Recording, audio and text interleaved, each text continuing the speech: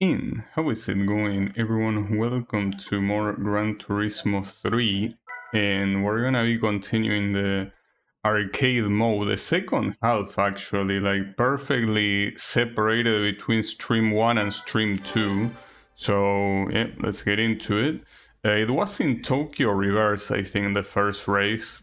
So yeah, let's get into it. Well, I was checking in fact the progress before I started the stream, but yeah, pretty much from area D, which is supposed to be the fourth one out of 6. So let's get into it, obviously in hard. And okay, where are we? Should be, and that's a long scroll. It would be better if it was separated between areas here, but it's whatever.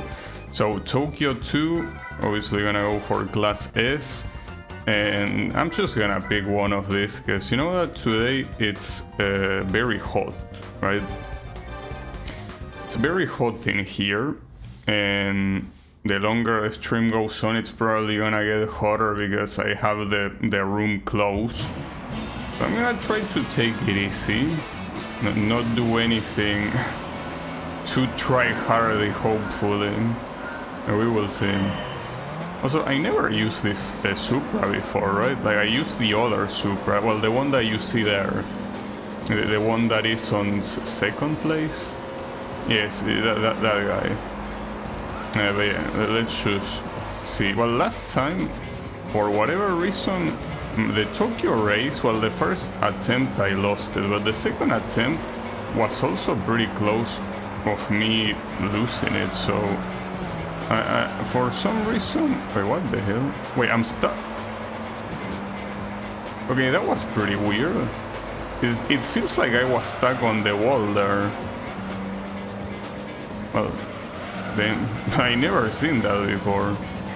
Like I was stuck on the wall from the rear side of my car. Okay, cool. It's fine.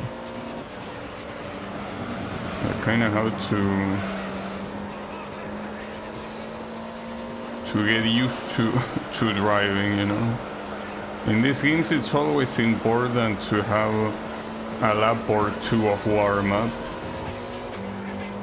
Still don't know what car. Oh, it's a Jaguar, the one that I just overtook.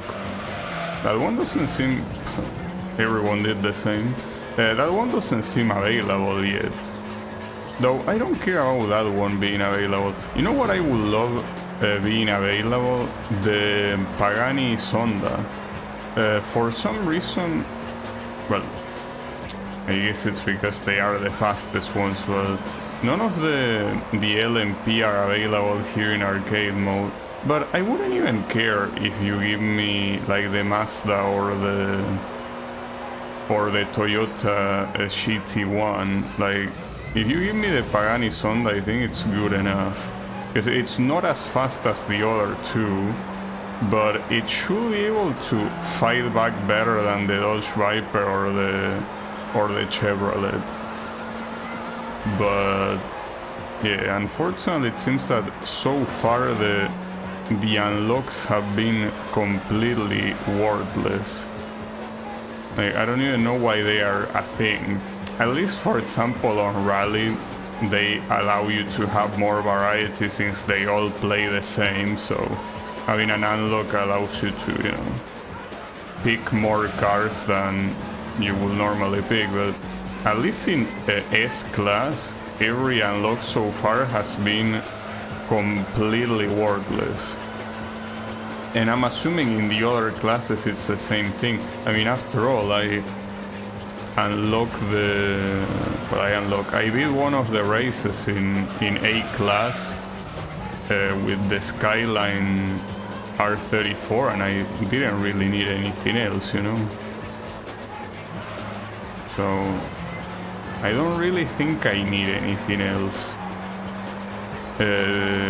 except, as I say, like the LMPs, but those I hope at least they get unlocked at some point. Obviously I could simply go to my garage and use one of those, but the idea is to play this arcade mode with what the game gives you. Because I mean, if I wanted to play with with the cars I own, I will just play simulation mode, right? So that's not the idea. Though I am tempted to get the Pagani Sonda simply to play these races against those type of opponents. But I don't have the Pagani Sonda. I do have the Mazda, but the Mazda will be overkill. I remember in the simulation mode itself using the Mazda, right? And even against that like group of cars that include the LMP, like the AI could not do anything against me. Like I will leave them behind very easily. So that will be overkill, but maybe a Pagani Sonda is not overkill. But I don't even know if it's something that you can purchase or you need to unlock it somewhere, so I wouldn't know. But it's fine.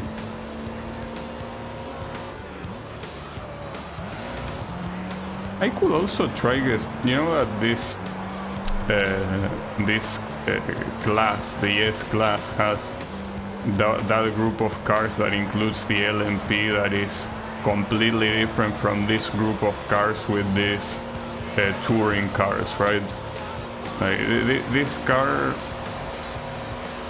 are like a very balanced group of cars that they only depend on how you drive and nothing else. You need to do anything gimmicky, while on the group that has the LMPs you have to do gimmicky stuff to win, right?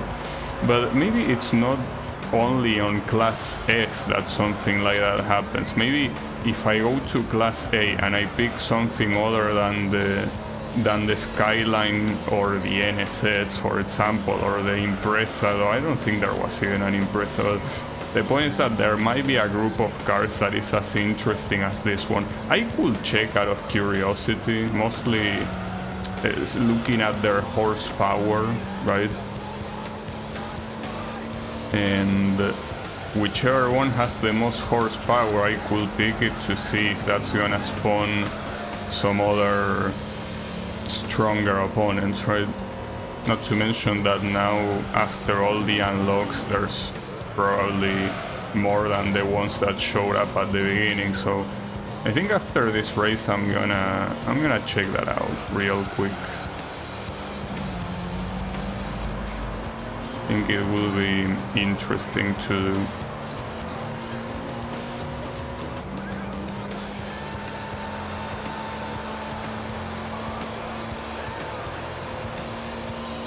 Also, aesthetically, these cars look super cool. That's the idea.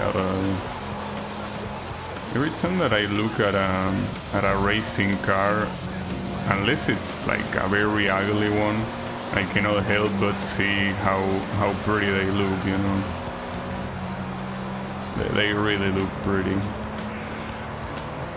Also, how is it going Neo-Wild? Yeah, I'm personally not a big fan of Gran Turismo 3 whatsoever.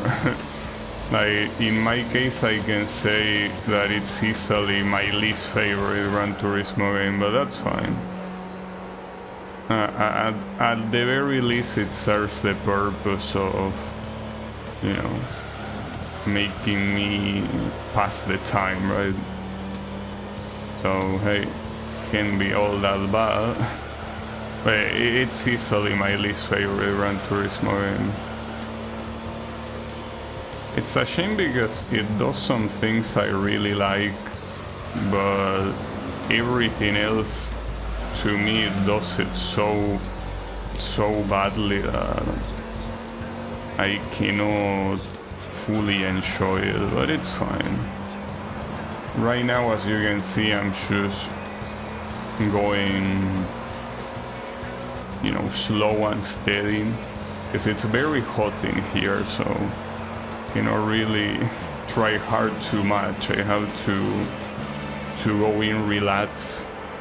Well, you might even notice that I'm speaking very quiet. Well, with my microphone configuration, I guess it might not be that easy to tell if I'm speaking loud or not. I am speaking a little bit quiet. I'm trying to not overheat myself, but it's fine. But I most likely will overheat myself regardless, but it's fine. For now, let's just try to keep the heat low. So we got Grand Valley. So I wanted to check Class A. If we have something out of the ordinary here. Doesn't really look like it. Well, this one maybe? Okay, these ones are out of the ordinary, like the Corvette and the Camaro. So if I were to pick the Corvette, will any group of cars appear that is not the normal one? I wonder. I wanna try. Surprised that there is no blue color for the Corvette, but whatever. Let me see. I just want to see if A-Class has a similar thing to S-Class where you fight cars that are clearly faster than you. It might be the case.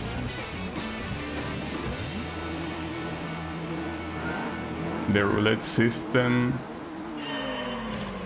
Yeah, I'm not a fan of the roulette system either. Okay, hold up. Yeah, this is a different group of cars. So you have the two Lotus, like the Esprit and the Elise, the Griffith, and, well, a Corvette. So is the Corvette the fastest car here? Okay, I'm trying to drive this as a racing car, and that's not gonna work. My bad. Need to remember that this is a sports car. Okay, well, that was an interesting interaction. So what do we have here? Okay, the Esprit is the one that apparently is the fastest one, actually. Can we actually compete against this Esprit? Or do we already need to give up? Let's see.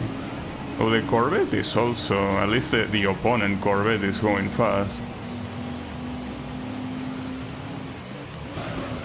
You're getting in the way. Okay, that's fine. What was the other one? Like the other one that had like this group of horsepower? It was a Corvette and I don't remember what was the other one. But I'm assuming it's the same group. You do arcade mode first for the what? I don't know what that means. But I don't know what you mean by first either, because I did the simulation mode first. So, like you probably should check every time that you have any doubts about what I played or what I didn't play. You can check my video list, because Gran Turismo 3, I played like 10 streams of simulation mode plus 3 streams of the Formula Gran Turismo Championship. So no, I'm not doing arcade mode first, I'm doing it last. The quality from PS1 to PS2 was unreal.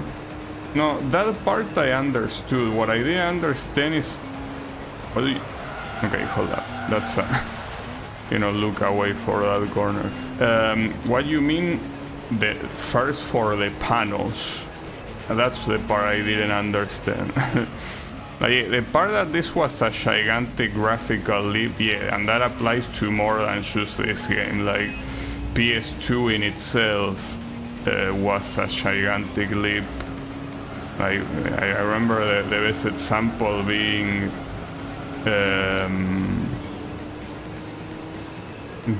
the fact that, well, I play the football games on PS1 and on PS2 they look extremely better. So yeah, Gran Turismo is also the case, and many other games are also the case. When you 100% arcade mode, you get the Panos a race car. Oh, well, I didn't know that. But yeah, no, as I said, I already beat simulation mode. Well, beat depends on what you mean by beat, but I essentially did the Gran Turismo World Cup and the Formula Gran Turismo World Cup. So I consider that being beaten. So no, I don't do it for the panels, since I already, I'm done with the simulation mode. Like, what I usually do, so far at least, it's beat the simulation mode, or at least do the events I want to do in simulation mode, and then after a while I play the arcade mode.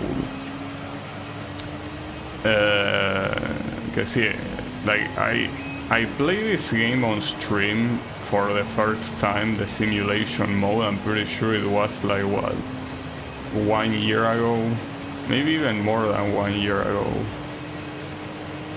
So yeah, no gold license, well, obviously not. No, doing gold license is something that I never did and I was never interested in doing. Like, going for full completionism of the simulation modes in Gran Turismo doesn't seem like something very healthy. Well, gold license, it's a good example, but it's not the only thing. Like, doing every single one-make race and having to farm the credits to do that, doing every single endurance event, like, and specifically in this game, doing every tournament that has races with so many laps, it's simply not something very fun to do at all. I have all gold in Gran Turismo 7. Yeah, I don't know how Gran Turismo 7 is, because I never played it, but I mean, the last game that I played of order of release was Gran Turismo 6 on the PS3. I probably played that like, what? Ah, fuck. Whew, I almost been out. I played that like probably like more than 10 years ago. Back then I wasn't streaming, though even if I was streaming I wouldn't be able to stream the PS3 anyway, so yeah. But that's something I plan on doing, like Gran Turismo 5 and 6, just not anytime soon because it's summer, so trying to emulate those games will be bad for my health and my computer's health. I'm gonna wait until it's cold again. Thankfully my computer can handle the PS2 emulation without any sort of issue, so yeah, no problem there.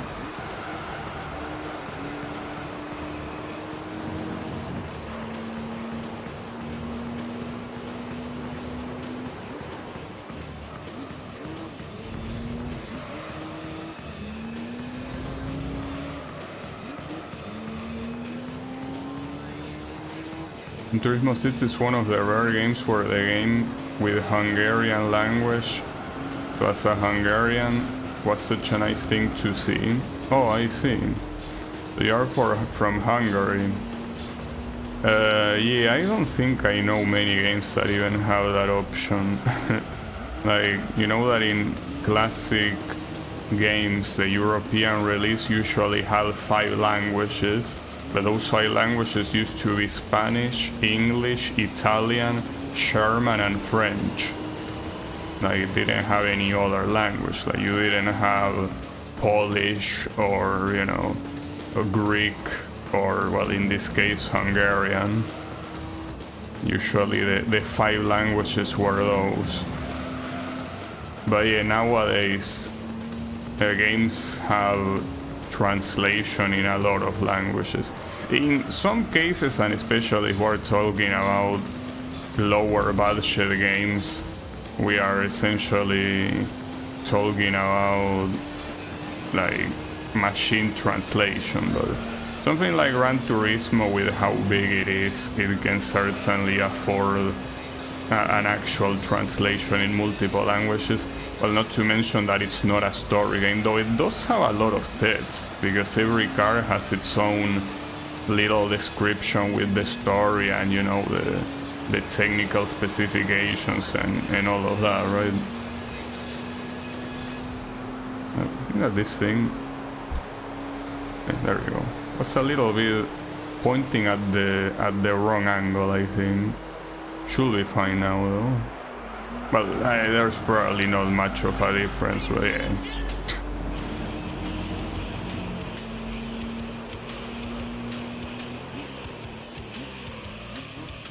It's too hard to translate Hungarian, the 5th hardest languages in the world. Well, I wouldn't know. I never really tried to even see Hungarian. In fact, I don't even know how it looks like. You know, there are some languages that I don't speak, but I generally know how it looks like when you read it. But yeah, with Hungarian, I have no clue what it looks like. But yeah, it's understandable. I personally cannot, since you know that my native language is Spanish, I cannot personally relate with an unknown language, because Spanish is one of the most spoken languages in the world. But yeah, having a language that is very rarely spoken can be very annoying for when you're looking at media, because there's barely gonna be any media on that language, right?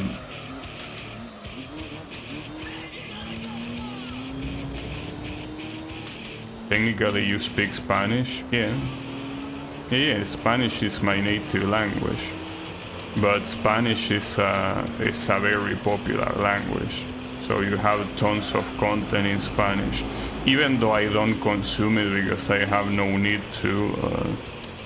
If I wanted to, there is a lot of versions of things in Spanish. Well, in fact, I remember, like, back when I played the Pokemon games, I played them in Spanish, and to me that was something normal until I realized that it's not that normal back then to have a version in your language other than English, of course. So, alright. By the way, this race was whatever. Like, this is another category on A-Class that is not the one with the skylines and everything, but it's not really that different in the sense that it's not that hard to beat it. So I don't really have any reason to play it, so I'm just gonna do S-Class. But hey, at least it was nice to see those cars, I gotta say. But yeah, let's just do S-Class. Oh, wrong circuit. Would be nice if there was a random option, though. The problem is that if there is a random option and a car that summons the LMPs appear, you probably wouldn't want that. I might speak English and German on the side, so it's alright. Yeah, I mean, in most cases that tends to be the case, you know, like... The biggest example is Sweden. I mean, Swedish is a language, and even though it's still spoken, and of course it's still one of the official languages of Sweden, most of the people there know how to speak English, so there is no really any need for media to be in Swedish when they can simply, you know, be in English. In fact, I think that, I mean, I don't remember the numbers.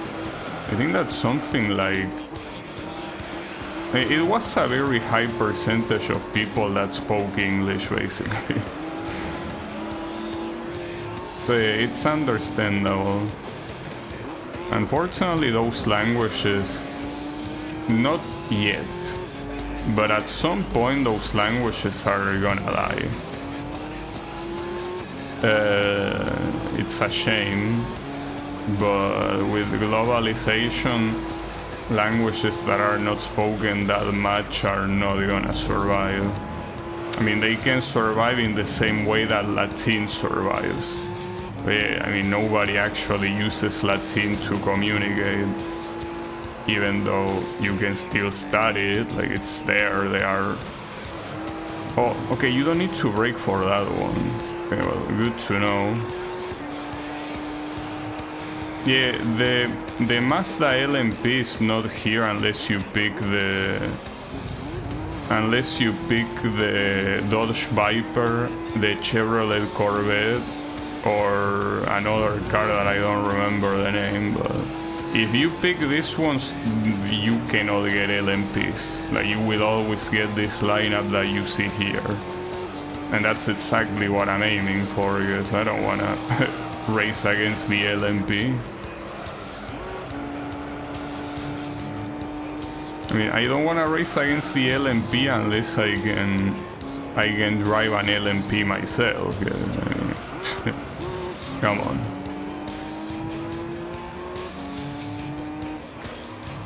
Oh, get dive bomb. Oh, I did it badly.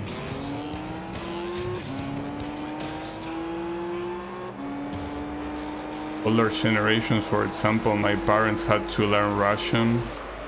Yeah, well, it makes sense considering that back in the Soviet Union years, well, the Soviet Union was extremely big, and obviously the biggest part of the Soviet Union is Russia. Well, was, since it's no longer a thing.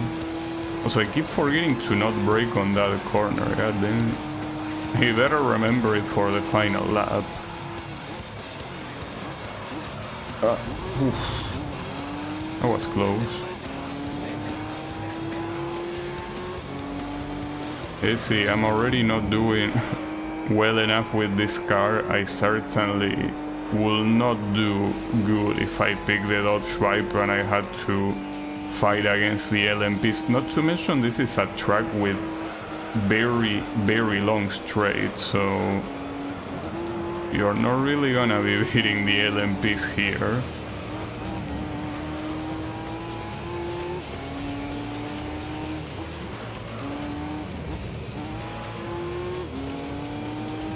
This guy is definitely beating me out when it comes to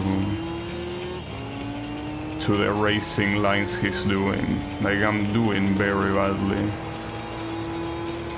If I wanna win, I need to do this better. Okay. At least I'm on slipstream, and again, remember to not brake. Do not brake on this corner. Full speed, no braking. There you go. See, I knew that you could remember it. Wasn't that hard, was it? Oh wow, what an exterior. Him. Got completely humiliated there. Absolutely humiliated. Yeah, this Supra knows what he's doing, huh? This Supra seems to... well, it's less than this guy knows what he's doing and more than I don't know what I'm doing. Seems to be the gist of it. But I'm braking too much in corners, that's my main issue. Like, I'm taking these corners way too slowly. Like, this guy is taking them without fear, but I am taking them with fear. That ain't good. I miss all tracks in the new Gran Turismo games. Well, that's the reason why I think that... I mean, I will have to play it again because it's been so long, but... I still hold the idea in my mind that the best Gran Turismo game is Gran Turismo 6. Because that game had so many tracks from so many Gran Turismos, right? Plus its own tracks. So, I mean, I haven't played either Gran Turismo Sport or Gran Turismo 7, but for the little that I've seen, Gran Turismo 6 is simply superior. At least in terms of content, the amount of content. In terms of graphics, obviously I will expect Sports and Gran Turismo 7 to be better. As if they weren't, that will be something. And I'm assuming they are better graphically.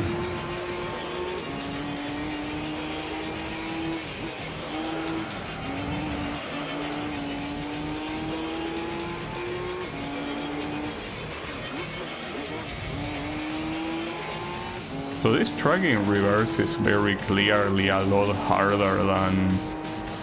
than in the straight direction. Like here, took me a while to do some of these corners properly.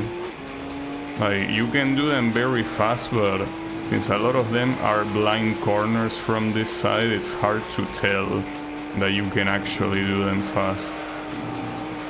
Well, there goes that. Cool.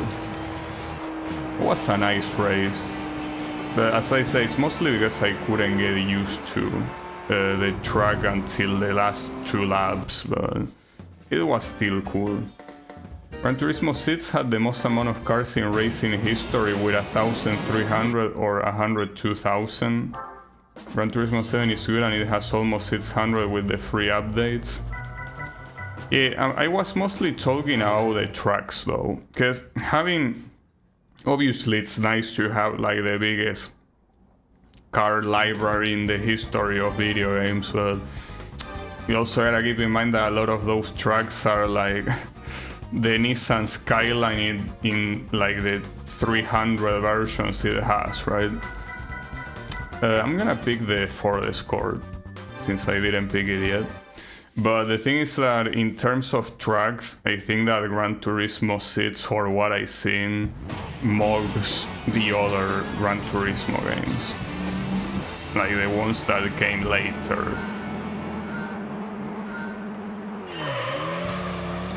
It has every version of a car. Kinda. The Gran Turismo tracks are pretty nice. Gran Turismo 6 has all the good tracks here. I think that it's probably the strongest point of Gran Turismo 6, like simply the sheer amount of content. Like I don't remember how the progression in the simulation mode was, and I cannot remember how smart or dumb the AI was. But what I do remember is that it was pretty nice to see like how many things you had to do, right? Like you could do so many things. It was crazy. Well, not to mention that Gran Turismo 6 also has the same thing that Gran Turismo 7 now has, which are the weekly challenges. So every week you will have like a specific amount of races that were the typical overtake races. You were launched very far behind and you had to overtake every car.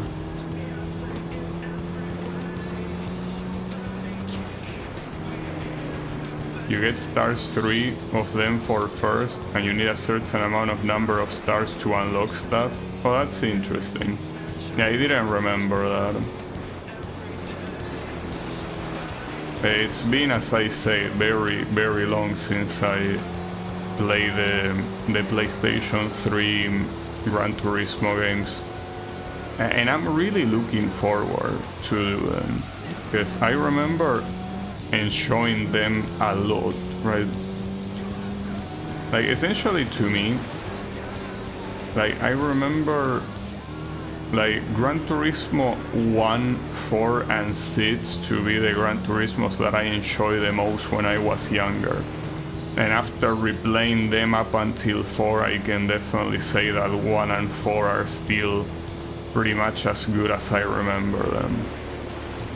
Like, it's not that, you know, that there are a lot of times where you remember a game better than it probably was simply because of nostalgia, but with Gran Turismo 1 and 4 I can 100% tell you they are simply as good as I remember them to be. And that's simply because they are good games. Good games will always be good, no matter where or when. So yeah, I really enjoy them. And I enjoy them again when I replay them on stream. It came out in 2013, I think. Gran Turismo 6, I said it in Spanish, nice. Yes, 6. Gran Turismo 6 came out pretty much on the on the deathbed of the PlayStation 3. So it was probably one of the best looking games graphically. I do remember it running like shit in a lot of places though. Like it will go down to below 30 frames per second. So it's understandable, because that game should have been released on PS4, but they had to release it on PS3 and it worked as it could. It did its job. Hopefully when I emulate it, it runs better, since the emulator doesn't really have to deal with those limits that the actual PS3 hardware would, right? The sense of speed on Gran Turismo 1 can be touched by any racing games. I mean, Gran Turismo 1 just had like the perfect cohesion of art style, like music, and the whole ambience of the game was unmatched. Like, you can see that more modern Gran Turismo games, and including Gran Turismo 3 and 4, are games that have like a set amount of content, but like the content is something that is more like global, in the sense that it's content that you see in these games but you can also easily see in other games, right? But Gran Turismo 1 was a game where everything that you saw in that game, you know that it belonged to that game. And it makes sense for one reason. First of all, it has no real world tracks, it's all original tracks, right? And the other thing is that, like as I say, you have specific music that was made specifically for the game, and very specific backgrounds for every car manufacturer and challenges. So Gran Turismo 1 is like its own thing. It's kind of like, you think about Crash Bandicoot, right? And Crash Bandicoot, you remember the levels, the characters, and you know that all of that belongs to Crash Bandicoot, right? Like it cannot possibly belong to any other game. So that's how I feel about Gran Turismo 1. It's a game that has a very distinct identity. And even though you can say that every Gran Turismo feels like Gran Turismo, especially when it comes to the UI and the sound effects for when you select something and stuff like that, the modern ones you can, if you are not looking at the UI and you're looking at a track, like for example, I don't know, Spa-Francorchamps, I don't even remember if that was in Gran Turismo 6, maybe, but the point is that you see that track and there are like multiple simulators that have it, and that it looks very similar to any of those. Not to mention the cars themselves also can look pretty similar, with the exception of the odd ones that no other game has, right? But yeah, Gran Turismo 1 was very different in that regard, since all it had was original of that game. Gran Turismo 4 is the best according to many people. Yeah, I think Gran Turismo 4 is, well, I mean, of the first four, definitely the best. I wouldn't say that it's better than Gran Turismo 6, but I still need to replay Gran Turismo 6, so until I do that, I cannot really judge, because I'm just basing off memory.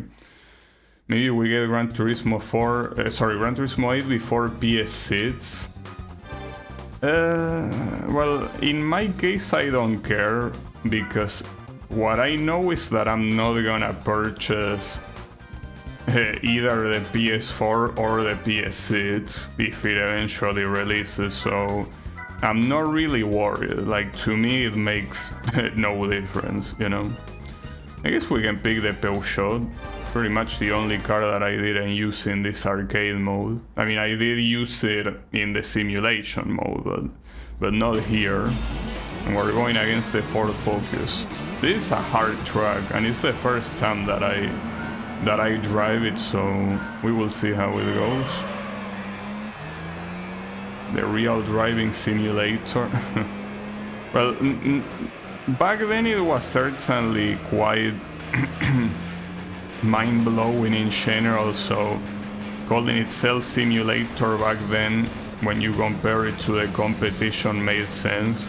I think that nowadays that slogan doesn't really make much sense, because when it comes to being a racing simulator, there are many other games that are better as simulators. They might not be better as games from an entertaining point of view, like an entertainment point of view, but when it comes to simulating and being realistic, there are many more that do it way better. Of course, that's something that I don't care about, because I don't have a driving setup. Like, I only have, you know, my gamepad, right? So how realistic a racing game is none of my concern, but not to mention that even if I had a racing setup, it's not like I'm a professional racing driver, you know? So whether it is realistic or not is something that you wouldn't be able to tell anyways. For what people say, the most realistic simulator in the market right now is iRacing. Like, nothing comes close to the realism of that game. The only problem is that that game is more expensive than... I don't know. More expensive than eventually purchasing an actual car, you know? In terms of being a realistic simulator, Gran Turismo kinda like stopped trying to aim at that a very long time ago. But it doesn't need to, because it has its own niche of essentially being like a car library, right? You want to drive with a car in a specific track, and Gran Turismo will most likely allow you to do that. Like, unless the car you are looking for is very obscure, you are most likely gonna be able to do that. Though at the same time, if you really want to do that, a better alternative is also technically Assetto Corsa with mods. Assetto Corsa is it's a game on Steam that, for whatever reason, has an insane mod collection, so any car or track that you probably want is most likely there. But yeah, Gran Turismo has an appeal that is not about being the most realistic or having the most amount of content, but simply being a game that it's as plug and play as possible, you know? You start the game, you relax, and you play, and you can have a very good time by doing absolutely nothing out of the ordinary, you know? Which is something that you cannot really say of most racing games, especially the ones that are supposed to be simulators. Because for those you need a lot of things to make them worth playing. I mean, the biggest example is iRacing. iRacing can be amazing, but only if like 100 things are fulfilled before starting. Like, basically, if you have enough money that spending like in multiple microtransactions that are very expensive is not a problem for you. If you have enough space to have a racing setup, if you have enough time to play, because these are races against other people that, you know, require you to practice if you want to be competent. So essentially it's a game that without a lot of preparation it fucking sucks. But yeah, none of that you will find with Gran Turismo, because it's simply, as I say, it's the most plug and play of any of the racing games involving real cars and real tracks.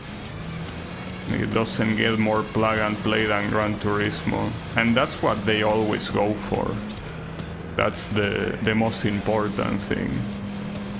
even all the way to Gran Turismo 7, which is the most recent installment, the sentiment is still the same one, like being plug and play. And that's also the main reason why it most likely wasn't released on PC yet, because it probably wouldn't be very plug and play, since it probably would have like very insane requirements and probably very bad optimization. So yeah, I guess for now Gran Turismo will continue being one of the exclusives for PlayStation. Which means that, you know, it still won't play, though. If I really wanted, I could buy Gran Turismo 7 on the PS4. The problem is that the PS4 that I have is the very first model, so chances are that it's gonna run like shit. But it's not like I'm not used to that. I already mentioned that when I play Gran Turismo 6 on a real console on the PS3, that game also ran like shit, and it didn't make my experience any worse.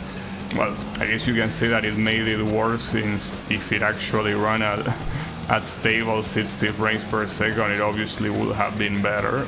Yeah, it would have. But at the same time, it's like, you know, whatever, right?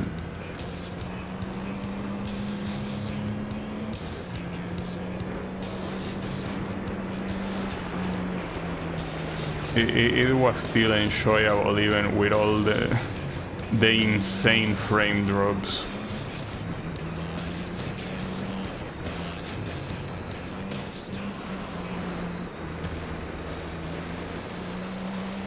Ooh, what a corner.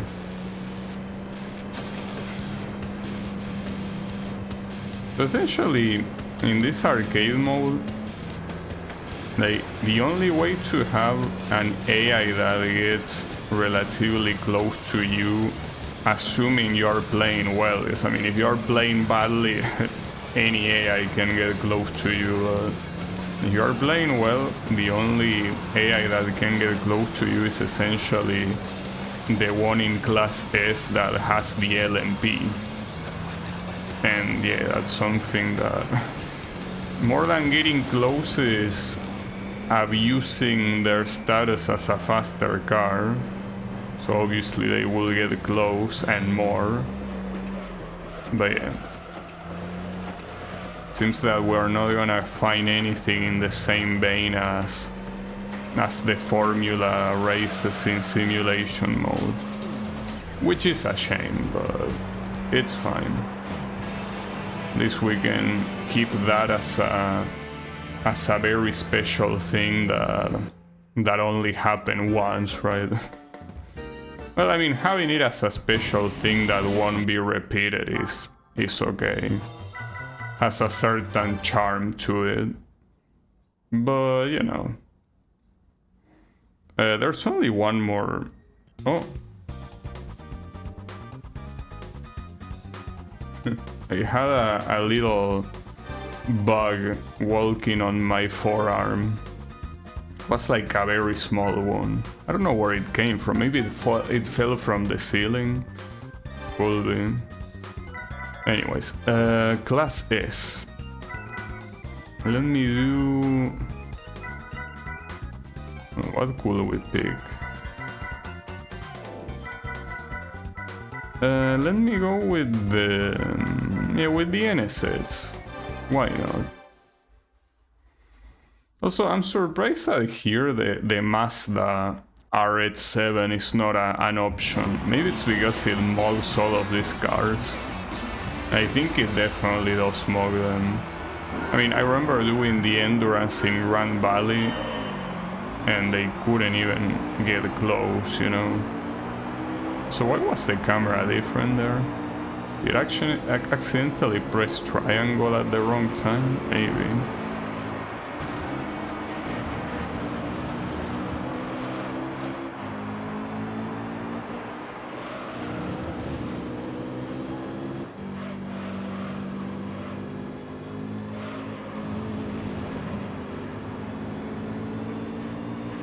Oh, another thing that unfortunately happened with this game. Ah, fuck.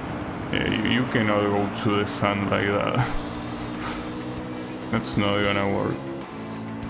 Anyways, I was about to say, the other thing that happened with this game on YouTube is that unfortunately the song Turbo Lover got completely blocked in Russian. I know that there were other songs in this game that were blocked in Russian, and I simply removed them from the playlist. But I don't want to remove Turbo Lover, you know? I really don't. So I'm sorry for the...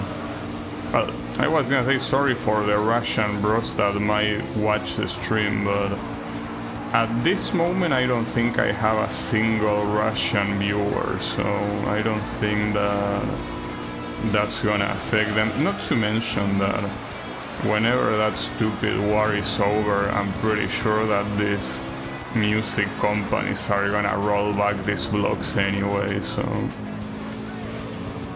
Yeah, it's a matter of time. It's not gonna be blocked forever.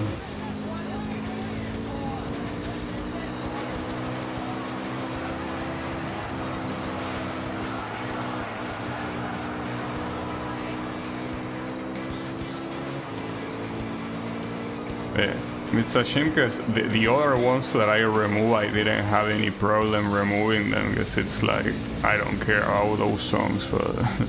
But Turbo Lover is my favorite song in the game, so I will say that removing it is not an option at all.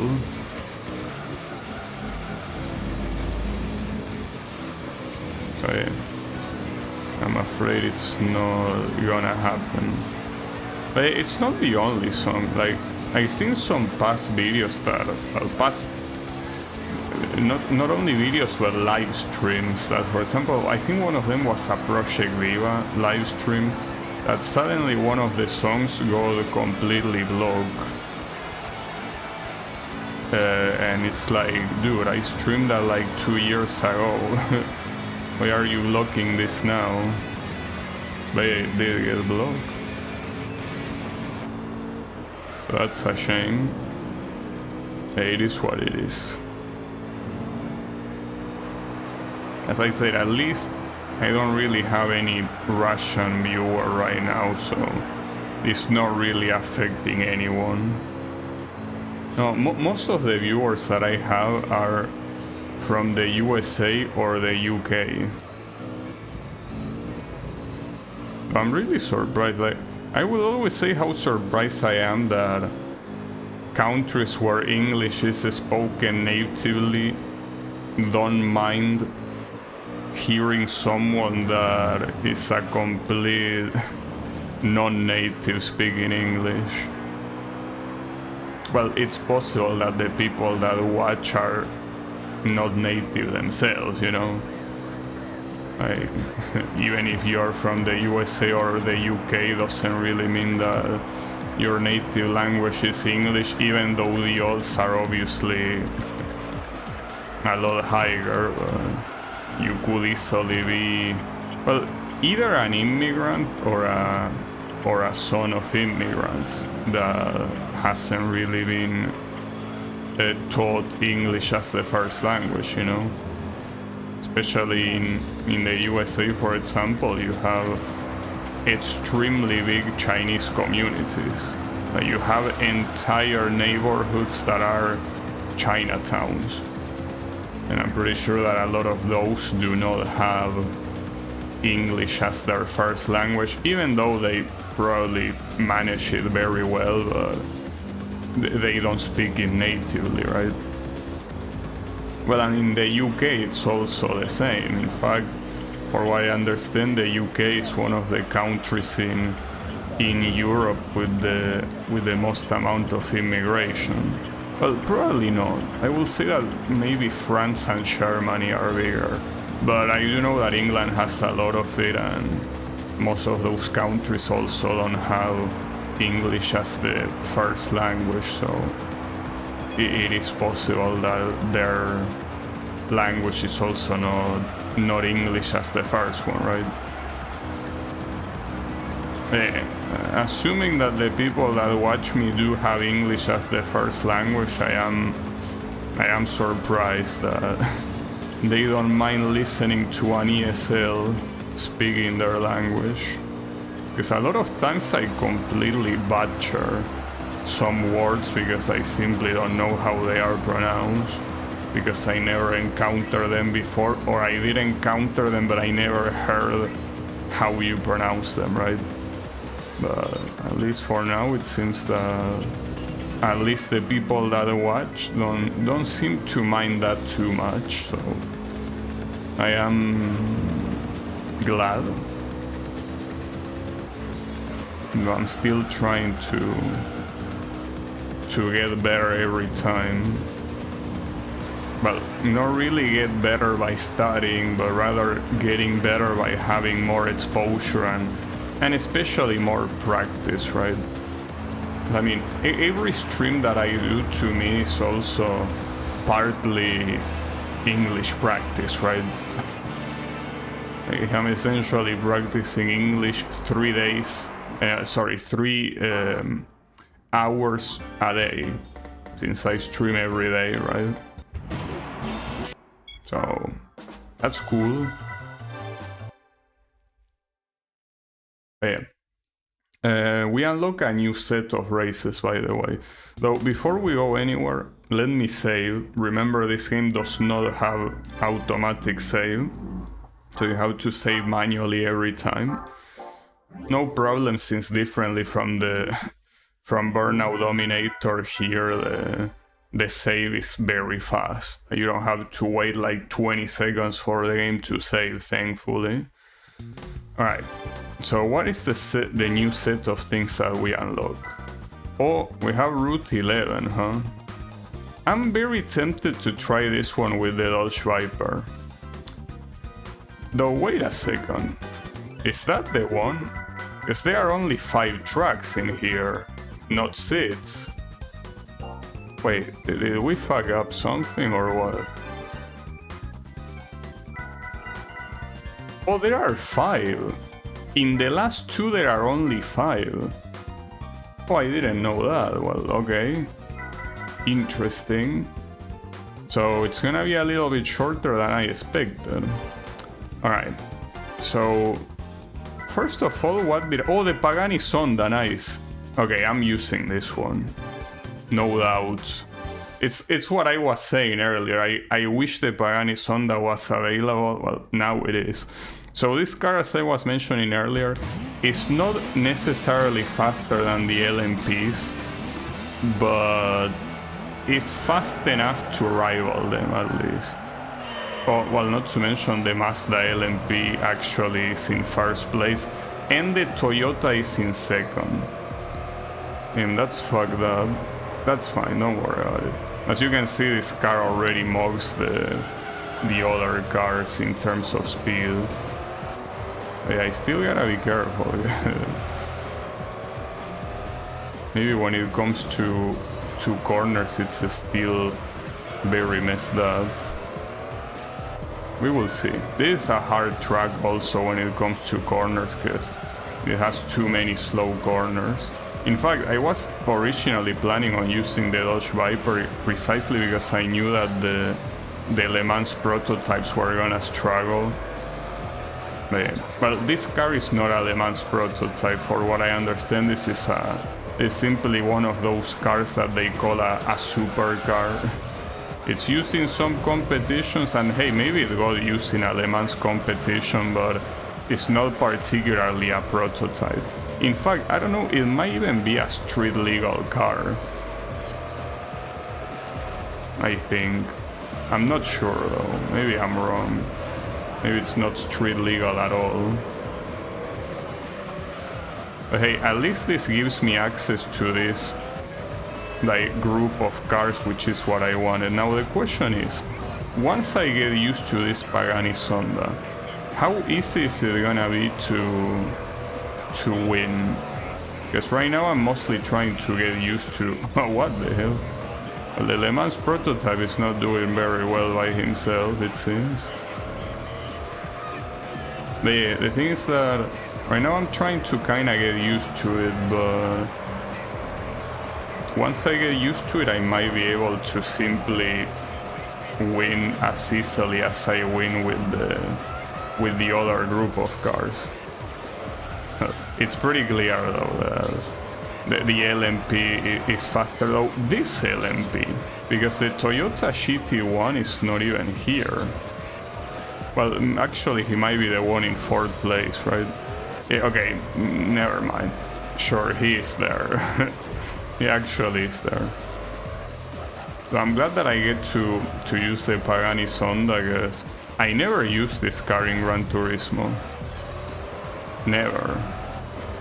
So this is a first time for me, and it is a very legendary car, so you know it just feels good to have it as a first time. But if I'm not mistaken, this car appears in every other Gran Turismo game. Like, it basically becomes like one of the staples of the series. Well, not like it's a staple of the series, because I mean it's a very popular car regardless.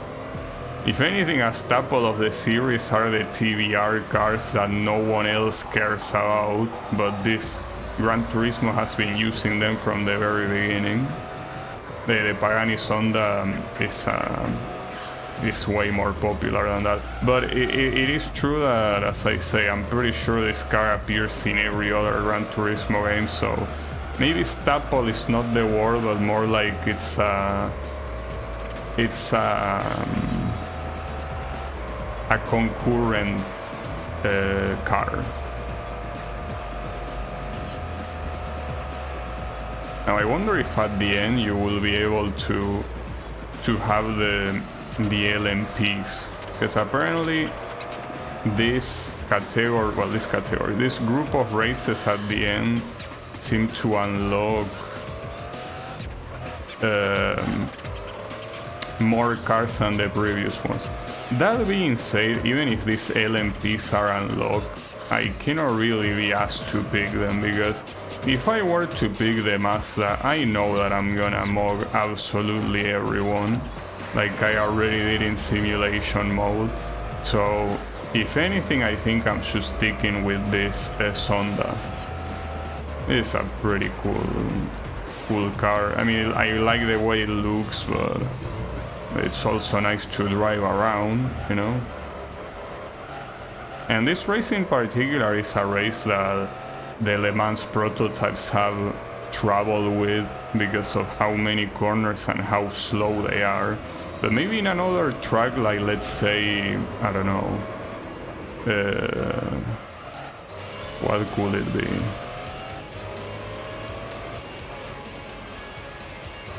Well, I think that most of the simple tracks have already passed. I don't know if there's gonna be another one that is gonna be simple where, you know, the speed will not matter anymore.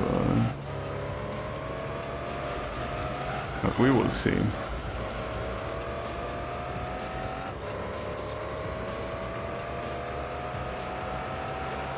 This one, keep in mind that this final straight is extremely long, so theoretically your car going fast does matter quite a lot here, but yeah, it seems that it's the only place. Every other place I can easily outspeed the Mazda. This car should have been available since the beginning. Like, essentially, the way I think it should have gone is this car is available from the beginning and you can use it to race these opponents. And if you pick the Dodge Viper, instead of racing these opponents, you race against the Corvette and the other weird-ass car. And instead of having those being mixed with the LMP and company, just repeat them, you know? Like, in fact, I don't know why they don't do that in the first place. Like here, have two of the opponents use the Mazda. Like have two use the Toyota GT1 and, well, two if you want using this Pagani, right? But like, don't put other cars that have nothing to do with this category, because obviously, why will you pick them? Especially in a game like this where you don't really have any condition to win the races. Like, the only thing that you need to do is win a race regardless of the speed class, and that is already enough to consider the race beaten, you know?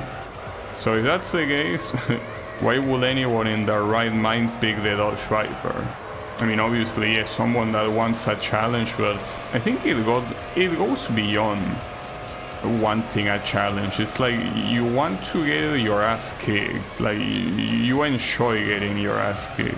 And hey, that's fine. Like, I mean, I'm not gonna judge. Everyone has their their tastes, right? And I respect it. But I wouldn't say that not the majority of people enjoy getting their ass kicked. Well, I certainly don't. So yeah.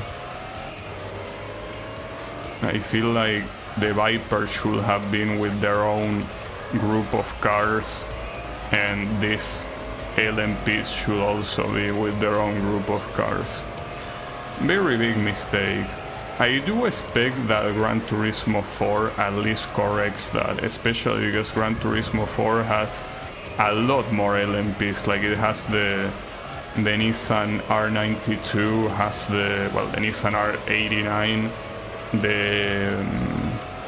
the Minolta Toyota. Well, it also has this Mazda. It has what else does it have? Well, it has the Jaguar.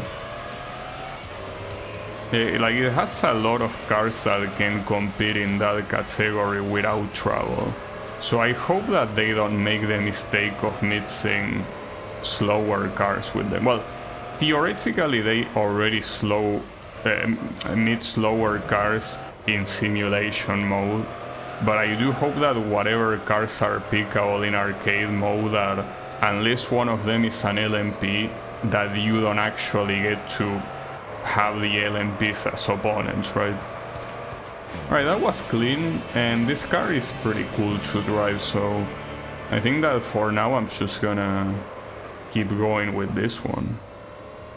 Yeah, the other one I was talking about is the Vertigo, well, and I guess that is Perante as well. I didn't even remember that one existed. But yeah, those cars are not in the same category as these two LMPs. Well, and the Sonda. Like, those three cars that you see there, Mazda, Toyota, and Pagani, are all on the same category. Everything else is not. Alright, Deep Forest 2. I remember that this was one of them that I won using the Dodge Viper against a Toyota GT1, so I should be able to win with the Sonda, though I didn't race against the Mazda, that's true. And that car certainly seems to be faster. Also, how is it going, LY? Yeah, this is a nice game.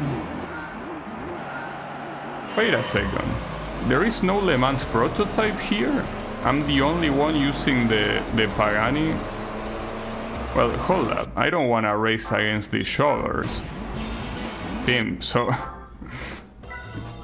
Is that actually possible? Wait, no, okay, if you put retry, it retries with the same opponents. Damn. So I guess I got lucky enough for this category to not have a single LMP, but that's kind of like the opposite of what I want. I want the LMPs to show up now that I have the Pagani Sonda. Like, come on, give it to me. Show me that Mazda. Show it to me, come on, I know you have it. Bring it on. Well, not so far. Maybe he's on first place. Yeah, okay, well, we have the Toyota. We don't have the Mazda, but hey, at least the Toyota is there. And he starts in first place.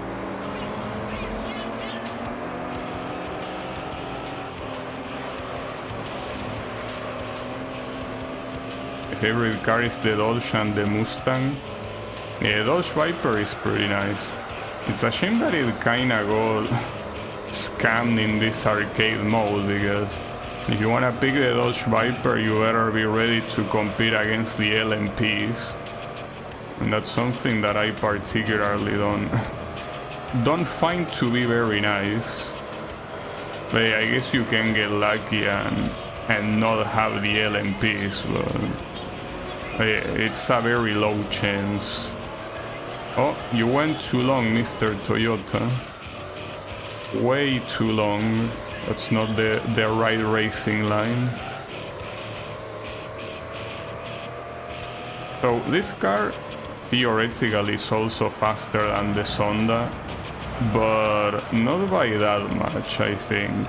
Like, differently from the Mazda, that is actually a monster and essentially the fastest car in the game, ignoring the Formula cars.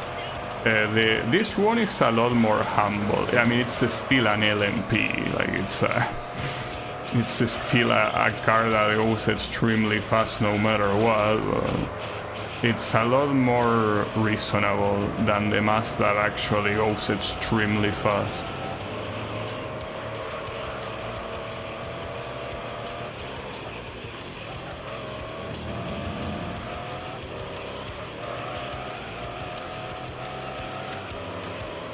Oof.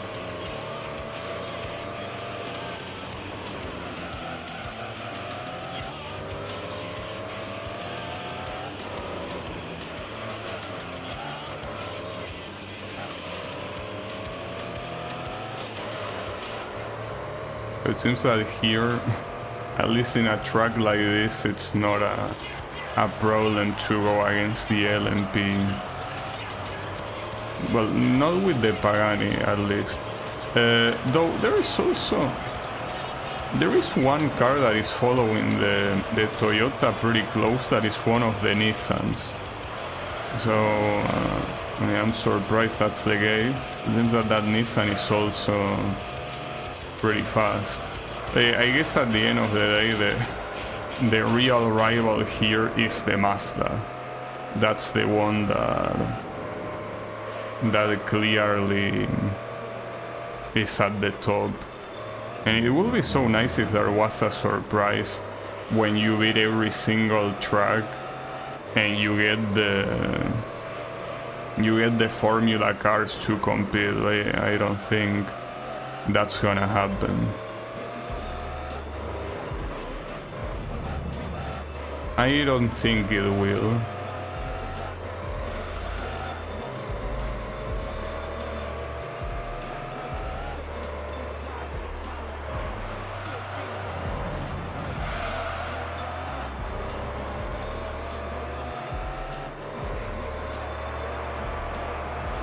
I'm clearly doing quite well though with this thing.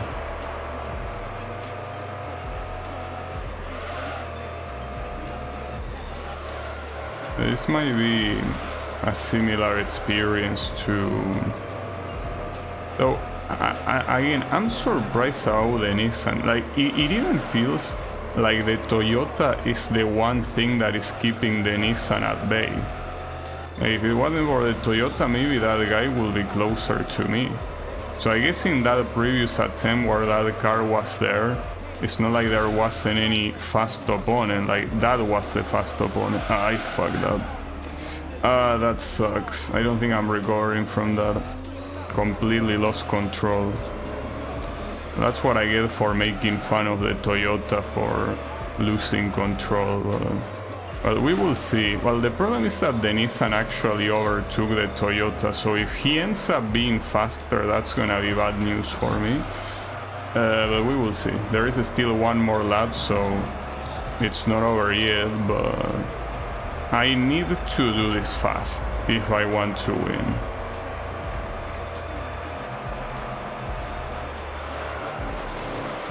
Need to do this very, very fast. Didn't want to try hard, but here I will need to try hard. I'm already at least at the Toyota slipstream, but the Nissan is going quite far, without a doubt. And that was a very good corner. Okay, so the corner that I lost control is one of these ones, right? In fact, wasn't it this one? Yeah, I think this is where I lost control. Oh, and the Nissan... damn, okay, so that corner is just deadly no matter what. But yeah, that was a nice... that was a nice overtake. Okay, that was an enjoyable final lap. It was because of my mistake, but enjoyable nonetheless. I just wish that there was more of that, and that it didn't require you to actually make a mistake to fight against these guys like that. But I had to make a mistake, but okay, so this, well, oh, it's from the same category, really. So that one is a shitty one as well, also a Le Mans car. Okay, well, in that case, next time that I see that car, I should have no issue competing, because he is certainly even faster, at least in this case, than the Toyota. All right, good to know, good to know. So let's see. Well, back to this thing, to the Night City. I mean, this one I could simply pick the Dodge Viper and I probably would win, but yeah, let's not do that. Not to mention that last time I barely won by doing that. So this time we do have the Mazda, and I think... oh, and the Pagani Sonda in first place, okay. Yeah, sure.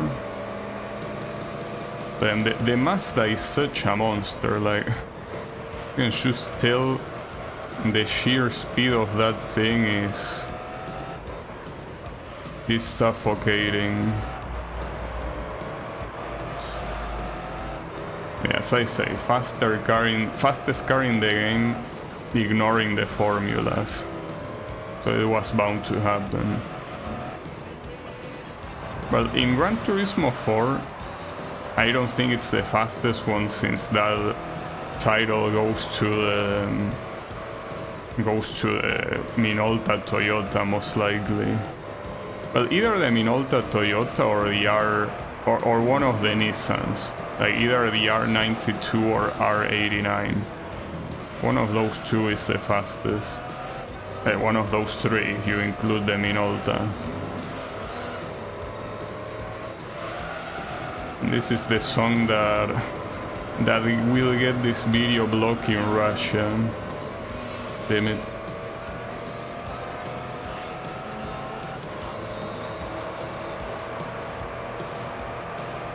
I could talk over it to hope that it doesn't get picked up by YouTube's algorithm, but yeah, I think it will get picked up. Well, it's whatever, as I say, I don't have a Russian audience anyway, so shouldn't make a difference.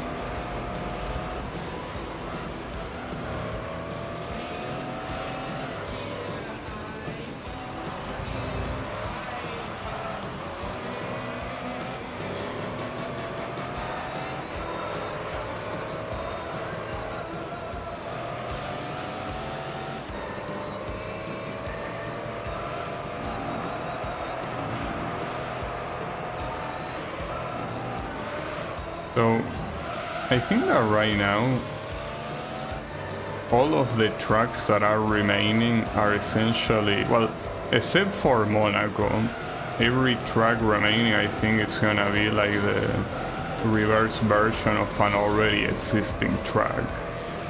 Well, when I say already existing, I mean a track that I already drive on.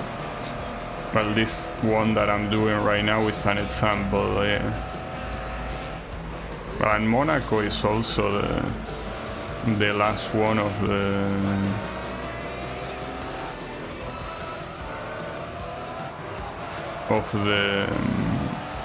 the tracks in this group of tracks. And it most likely will be the last one on the next group of tracks, but in reverse. Though maybe it doesn't have a reverse version, because I don't remember seeing it drive on reverse in... Yeah, I think in fact official tracks cannot be raced on reverse. And that will also include stuff like Laguna Seca, right? I think that you are not allowed to do them on reverse. But maybe I'm wrong. That was a bad corner.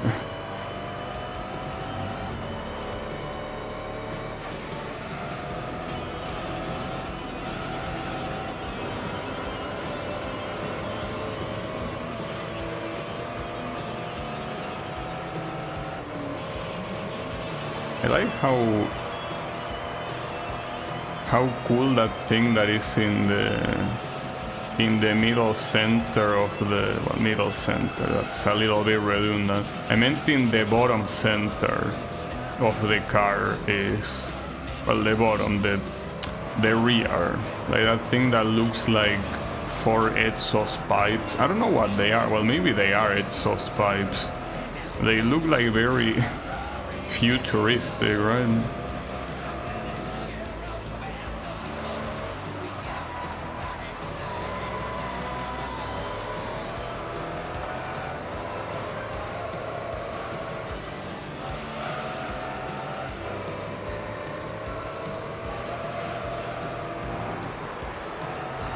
No, this is not the slow corner, it's this one. This one here is the one that you have to brake a lot if you don't want to crash against the wall. Though not like crashing against the wall is gonna make you lose a lot of time or anything like that, you know.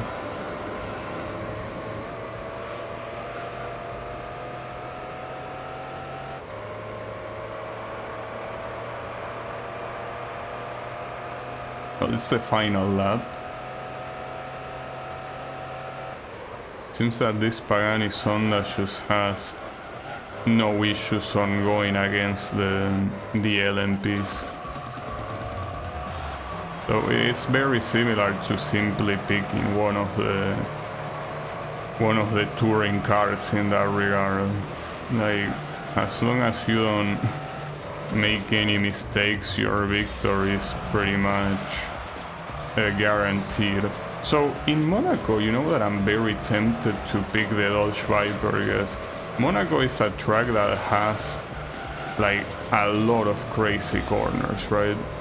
Like it's one of those tracks that if the Mazda shows up, it's gonna have a hard time staying on top. So I think that I'm willing to try the Dodge Viper at least for one attempt, just to see how it does. Will be a mistake, but I cannot know if it's gonna be a mistake until I do it, you know? Okay.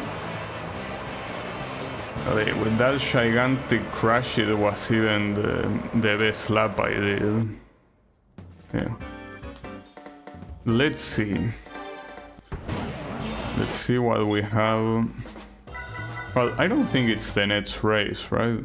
Like, I think there is another one before it, before you get into Monaco, probably. Yeah, you have the Seattle one. This one I remember trying it with the Viper and it did not go well. Like, essentially, the Mazda just kept getting far from me. Well, and speaking of Mazda, he's right in front of me here. It is also a track with a lot of straights, so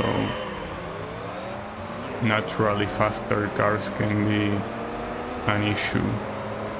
I think we also have the Nissan here, right? Oh wow, that guy got fucked. Poor him. We have the Pagani Sonda as well, yeah. Okay, so we have 3 of the fast cars in this race.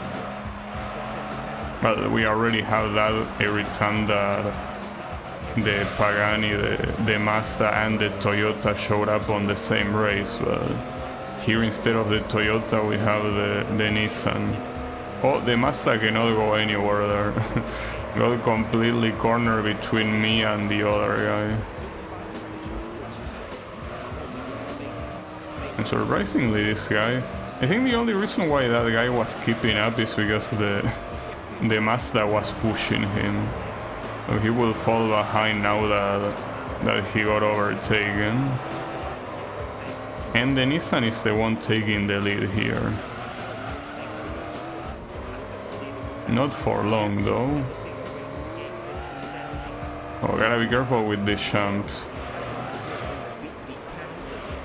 Oh, what the hell? Sometimes the AI is a little bit dumb in these corners. The problem is that with Gran Turismo 4 they kinda went the opposite way. They made the AI too safe. Also here you can easily tell that the Nissan is actually faster than the Sonda. Not by a lot, but it is faster.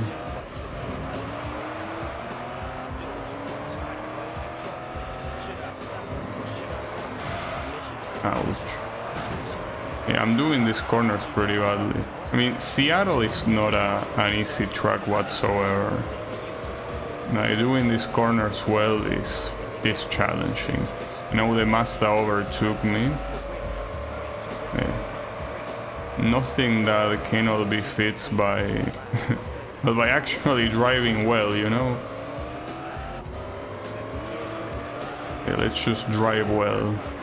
It's as simple as that. Well, not to mention that my opponents are also driving badly, so that certainly helps me.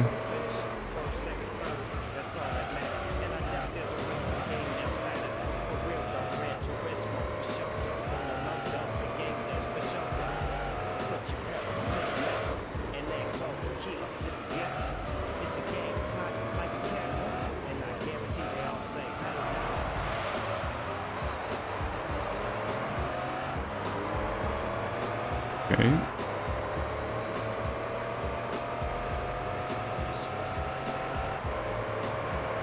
I essentially just have to keep up the pace. Though it's hard. It is simply a challenging track. It's very easy to miscalculate these corners. I mean, if the AI does it, you can imagine that I'll do it as well, you know? I'm not immune to miscalculating, and neither is the AI. Well, I hope you're aware that I'm on the inner side of this corner, Mr. Nissan, so... I did it very badly.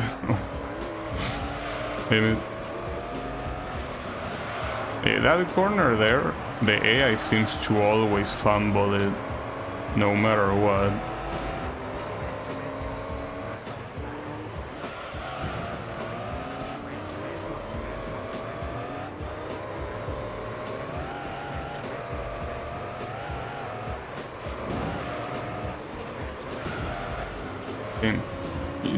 Okay, you did that corner fast simply because I was there to stop you from crashing against the wall, mister. Well, he's actually playing Gran Turismo the way it's intended, by surfing against your opponents in the corners, you know? The classic. The dive bomb mechanic. It's a feature. Now, this Nissan was able to be faster than the Toyota, but it seems like he's also being faster than the Mazda. At least the Mazda didn't really have the chance to overtake. Well, it seems like he's quite fast, regardless. Though the Mazda is faster. It's just that it's also possible that he might be a lot slower in the corners. But at least when it comes to sheer speed, it's definitely faster.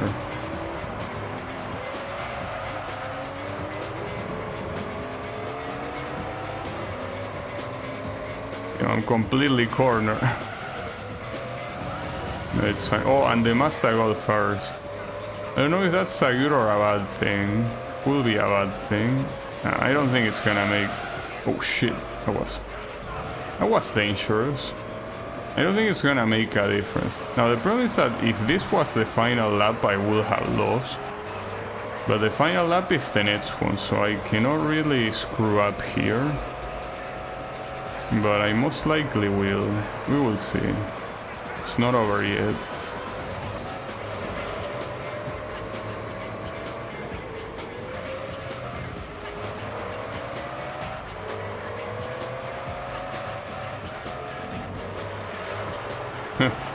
Yeah, obviously you will take these corners this fast when you're just crashing against every single wall in the track, you sack of shit.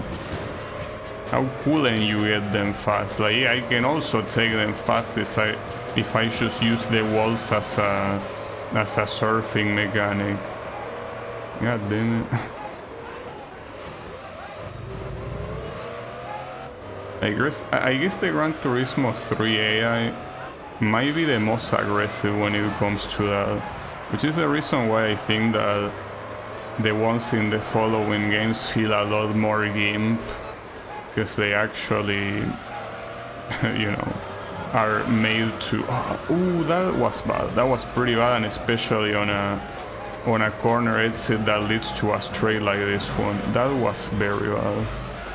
I was able to block properly, but yeah, that was a very bad corner exit. If it wasn't for me blocking, it could have costed me the race. I could still lose though, because the finish line is before a straight and this guy is faster, but I'm fine. Alright, that was at least exciting. Couldn't know the outcome until the end of the race, so that was cool. I enjoyed that. So there is absolutely no way I would have won this race with the Dodge Viper back when I tried it. Like, there was simply no way. Also, those heat waves that show up in the replay make me feel even more heat, because that's how hot it is in here too. Just that it could be worse, but it's also quite uncomfortable no matter what. Alright, so now we have Monaco. Should I go for the Viper? Look, I'll go for the Viper, but this is most likely a bad idea and I will simply go back to the Sonda afterwards. But I'll try with the Viper. Maybe we can do it. But I already have the Mazda at the very... well, not in first place, but in second. Oh, not to mention that we also have 3 cars that are the fast ones, so... unless I can get first pretty quickly, yeah, I think it's already over. As in something like this, you will just have to block like a maniac. I guess here the hardest thing is getting used to the fact that I'm using a Dodge Viper. So the braking times are completely different, you know?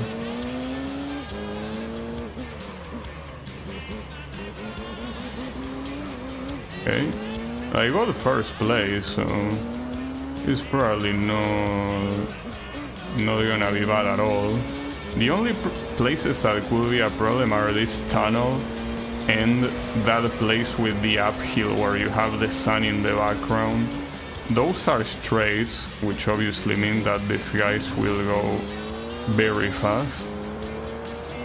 I think that for this specific track, this is legitimately the optimal choice. Like, this Dodge Viper is actually better performing here, simply because this is such a slower track than most others, right? So this is not even like a challenge, like this is what you want to do if you want to win. Most likely it's the easiest car you can pick. But the easiest car you can pick in this category, I should clarify. Also, how is it going, Sunshine? Yeah, I'm here with the Viper, but only because it's Monaco. Otherwise I will be using the Sonda that I was able to unlock, so that's pretty cool, you know?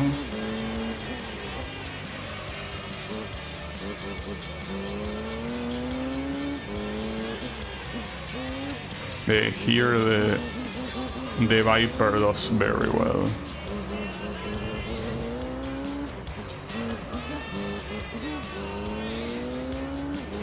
At the same time, the Mazda getting closer and closer.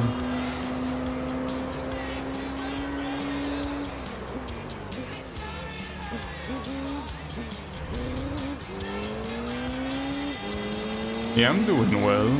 Just basically continuing what I started yesterday. But continuing, I'm most likely finishing, because after this there's only one more group of tracks and then we should be fully done with this mode. So there's that.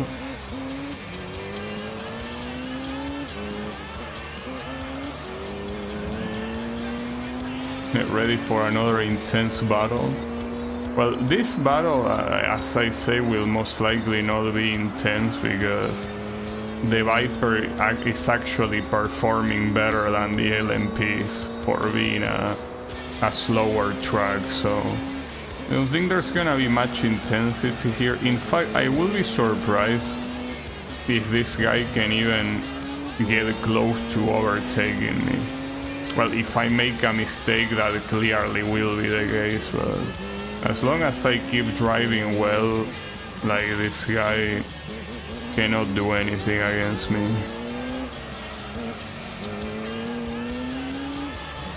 So yeah. It was worth a shot. And it's certainly worth doing it.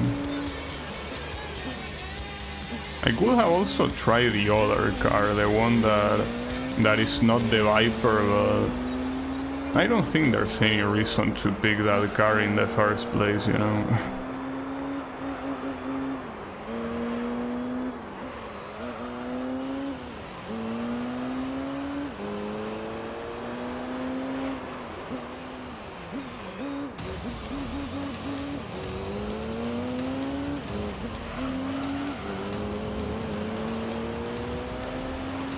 Also, it's very hot in here, by the way, so trying to keep my voice down to not overheat myself, you know.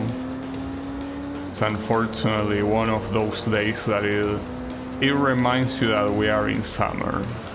As much as I would like for that to not be the case, unfortunately, yeah. We are in summer.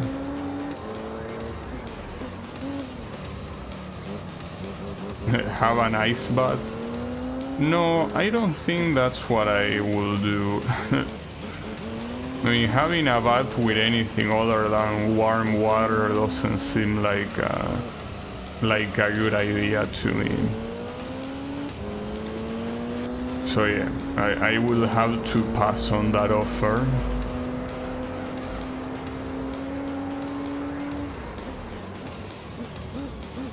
Personally have to pass.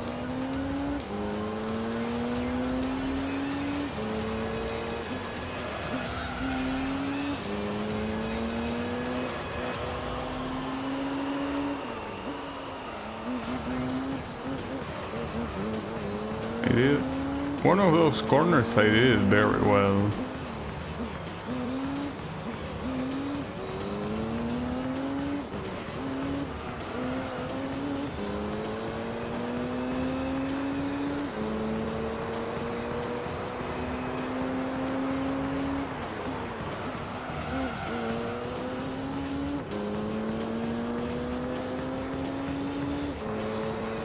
This is the final lap. Though I did that previous lap pretty slow compared to my PV. It's fine.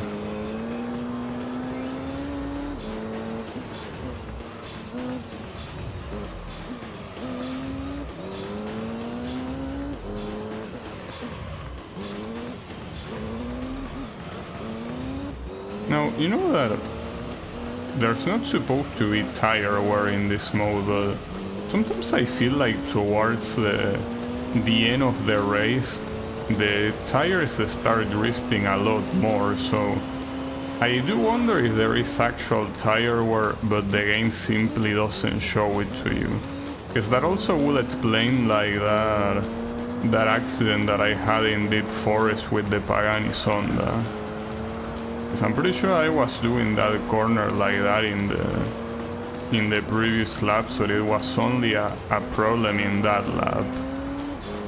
So maybe there is tire wear and the game doesn't want to show it. But I guess it's not super noticeable. Oh, got it. And yeah, this race was quite free despite the fact that it was with the Viper. Oh, the Ford GT is also in this category. I don't know if you're gonna unlock it later. Problem is that there are a lot of cars that you will have to unlock. We can, by the way, save, just to be safe. That's the point of saving. Save to...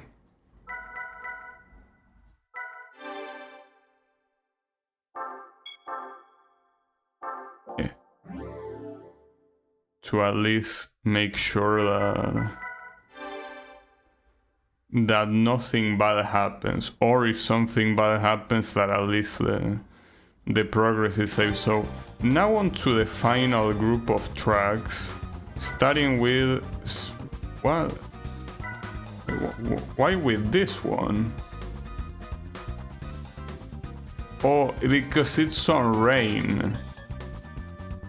I wasn't expecting that. Okay. We're gonna be having a rainy track. I wonder if bringing the Viper here will be a good idea. I could try. Well, we also unlock the Esperante and the GT1 for Nissan. I could try with this one. I mean, this one is not supposed to be that fast. We could give it a try. Not supposed to be on the same tier as the Le Mans prototypes. Wait, there's only four opponents. Oh well, 3 opponents. So here we do have the Mazda as an opponent. So how will the Mazda do in rain? So I think that this is pretty unique because I don't think that you can drive in rain in the simulation mode.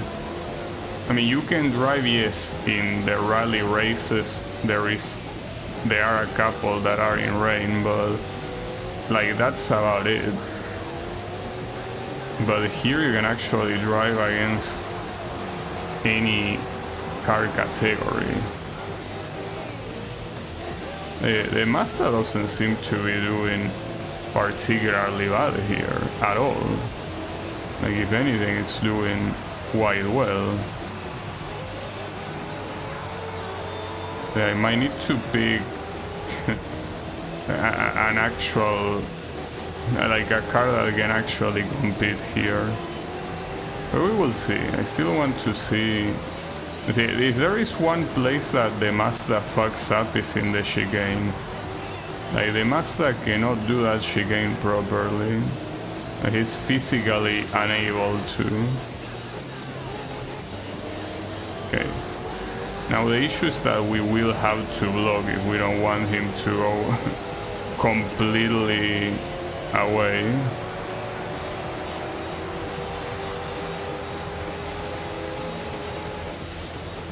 He had to brake pretty early. I didn't though. I don't know how the Viper will drive here, but I can tell you that at least this car here is very hard to drive, but it's mostly because of the rain. I'm sure that under normal conditions this will be easier. Yeah, here it is indeed pretty hard to control. The Viper most likely will be the same though. Then this is a surprise. It's actually something I was not expecting. Maybe there is one event in simulation mode where you can do the same thing against other 3 cars. instead of only against one rally car. It feels like a wasted opportunity to have it on arcade mode and not in simulation mode. But yeah, I mean, there are many events that I didn't do, so maybe it is in one of those. Now the thing is that I guess it's a comparison to the fact that Formula cars are also not a thing in the arcade mode, but they are a thing in the simulation mode, right? Like, each one has their own things that are exclusive. This race, assuming I don't fuck up, I can definitely win. But yeah, that's easier said than done, and especially with physics like this one that are pretty hard to handle. I think it will be even harder to remember how to drive in a regular track after this. Oh shit. Though, is there even a regular track in this group of tracks? Because for what I see, you have a rally track, and then I think you have like this in reverse and the one in special stage 11, both in straight and reverse. So if that's the case, all of the races here are special. Like, none of them is in dry asphalt, which is interesting.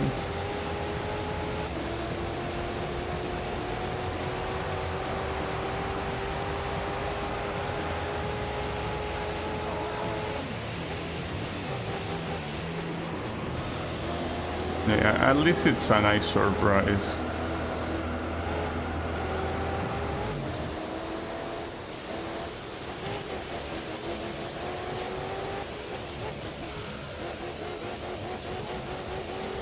Well, in Gran Turismo 4 you also have a wet race in Tsukuba circuit, so maybe it's possible that the arcade mode also makes use of that.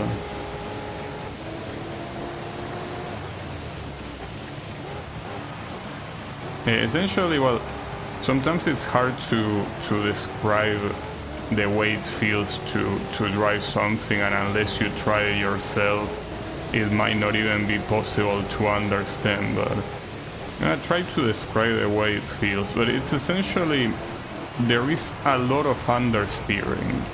That's the way it feels.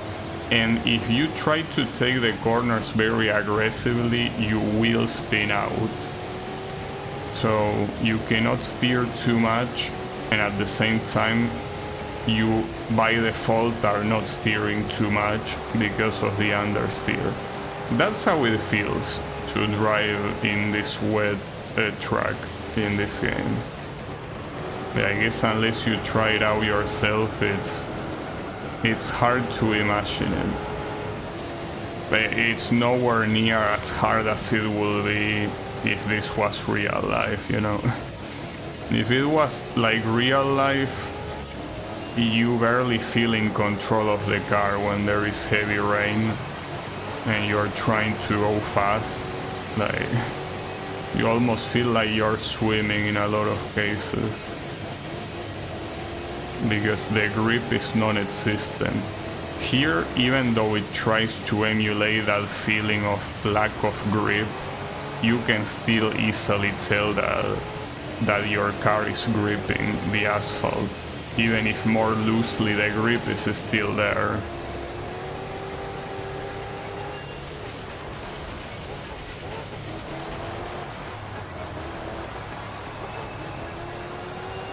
Okay. Well, that went well, so I guess that's a good debut for this car, you know? See, as I say, this car is not supposed to be on the same level as the LMP, but it seems like not only the Mazda is normally not very fast in this track, but also it in these wet conditions it's even less fast. So you don't have any issues winning. So interesting that they didn't put like all 6 cars. Maybe that makes it way too chaotic. It's possible, maybe. Alright, so yeah. Oh, you actually have Apricot Hill. So never mind. Well, the last one is most likely another wet one. This one I want to try it with the Nissan, since this one is also on the same level. It might even be a lot better than the Pagani Sonda. But we will see. I never used this car before, just like the Sonda, so I wanna see it. But we're already driving against the Toyota, so we will have at least one rival. Oh, the Mazda is here too, okay. We have the 2 big ones. We will see how it goes. So I'm assuming that after winning this group of races, the last thing you will most likely unlock is that Mazda. So if I really wanted to use that Mazda, it's not a problem. I could just go into my garage and it's right there. And the interesting thing is that unlocking the Mazda in simulation mode is super easy. You just need to have a car with like the maximum turbo modifications. Well, granted that the base of the car has to be relatively fast in itself, but the point is that you can grab a sports car, go full turbo, and then what you need to do is have the configurable gears. There is one of the upgrades that allow you to manually customize gears. So what you do there is to make the gears the longest possible, and by doing that you can simply win the one race that unlocks this car that is like the wind. It's called like the wind because it's a racing test course where you compete against like pretty much this category of cars. But yeah, you can easily win by just having a regular car with a lot of horsepower and with very long gears.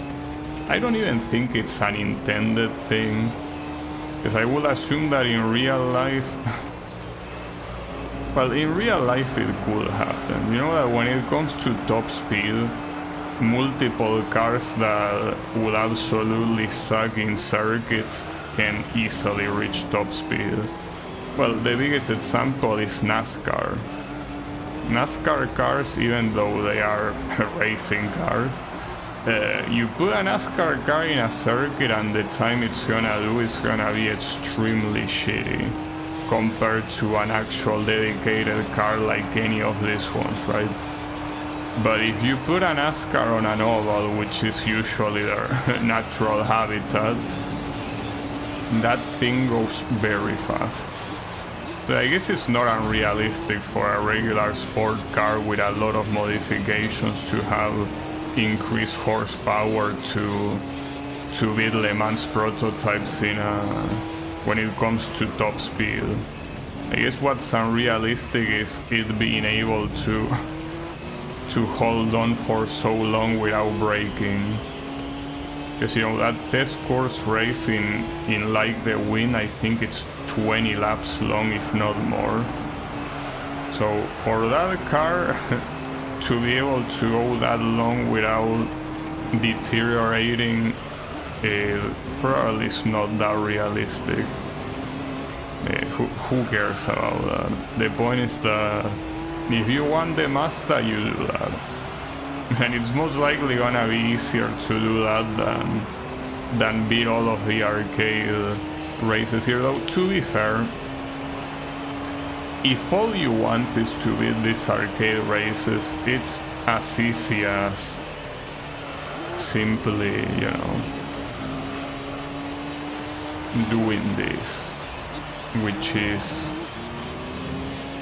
you know, avoiding driving against the Le Mans prototypes with a car that clearly cannot handle them.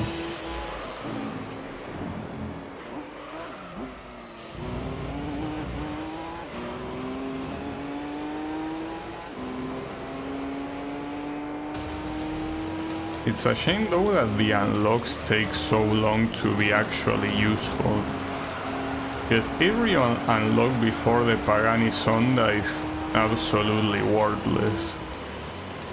The Pagani Sonda is the first one where you can essentially now compete against cars that will otherwise completely beat your ass. And you can see that in this track, the difference between these LMPs and the other guys behind is very, very big. That's also another reason why I didn't want to pick a Viper or something like that for a track like this one, as I knew that they had absolutely no chance.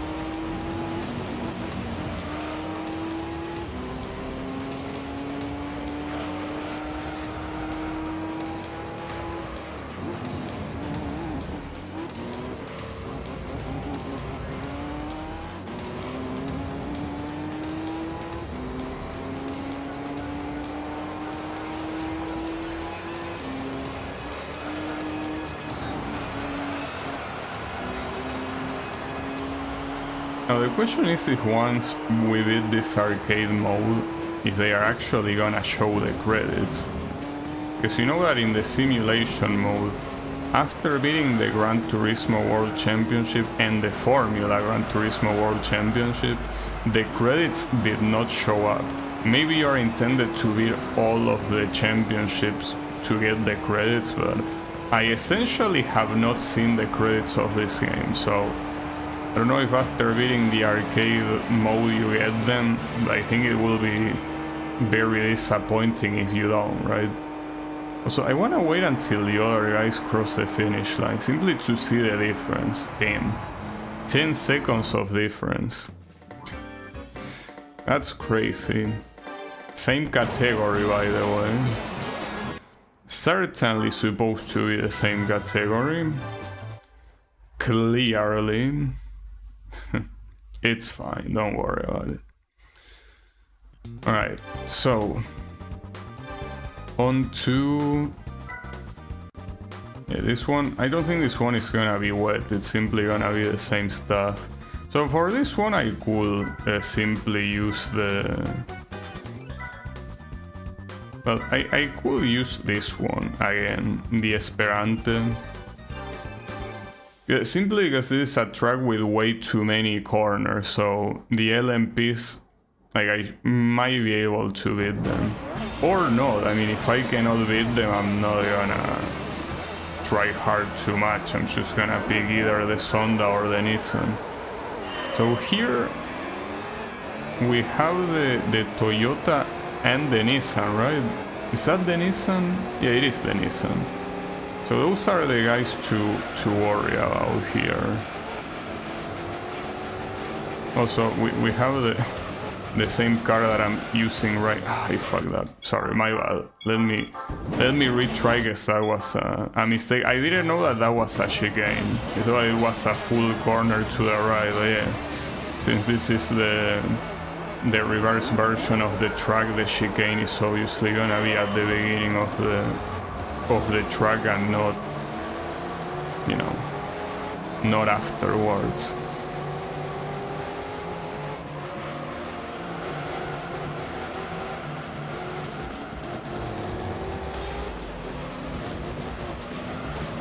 Okay.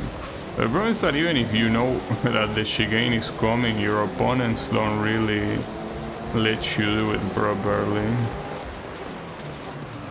without trying to get them out of the way.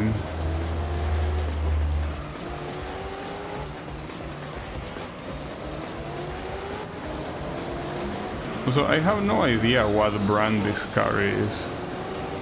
All I know is that the name of the model is Esperante, but I have no clue what brand it belongs to. Doesn't seem to be a very popular car, right? Or maybe it is and I simply live in a bubble. That's possible too. Could always be the case.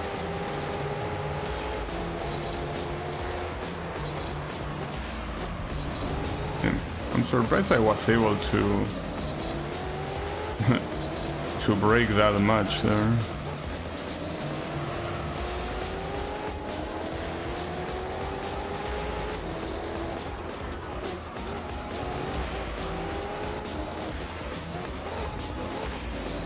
Okay.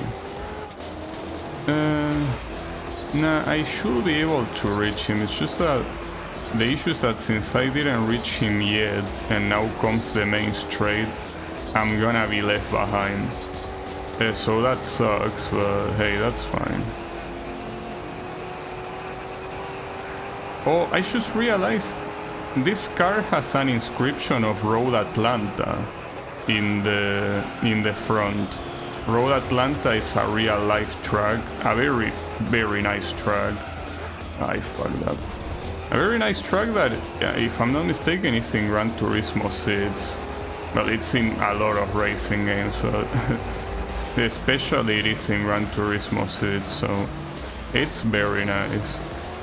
It's also an extremely dangerous track. Like an accident then there is, you know, like you're essentially out of the race if you crash anywhere during that section with the close walls. Your car is not surviving that. Like, you might be able to survive that, but your car certainly is not.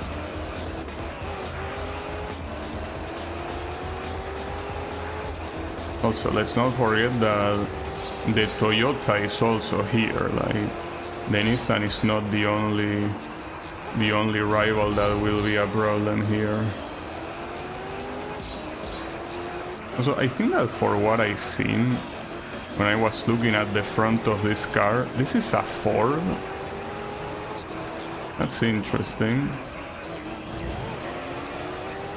Usually not very used to looking at Ford cars that look like this. And if it's a Ford, it looks pretty nice. Right, like that logo on the middle kinda looks like it's the Ford logo, right? Not just because of the color or the shape, but also feels like it says Ford. So it most likely is a Ford. Right, so this part is hard. This is a very hard corner. Well, this one, but especially the chicane. Like this thing... Oh. Kinda push him into... not being able to do it. Nice.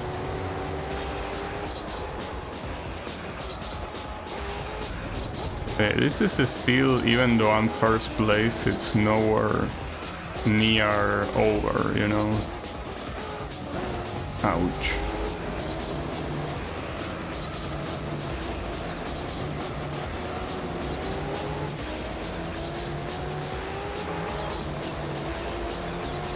You can clearly see that it's nowhere near over, considering that they will constantly be harassing me like this.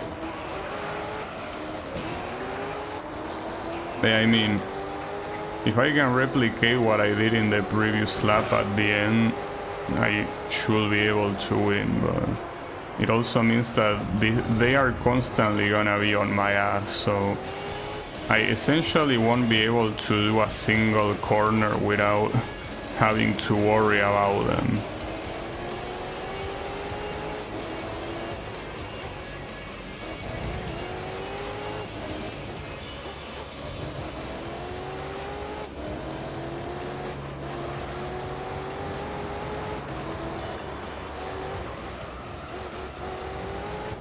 Okay.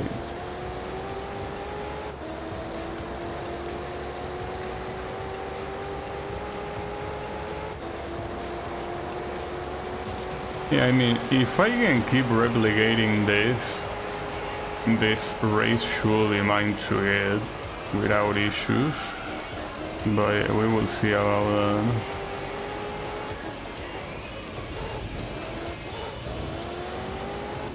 This, you did that corner so fast, holy shit. Really did it pretty fast.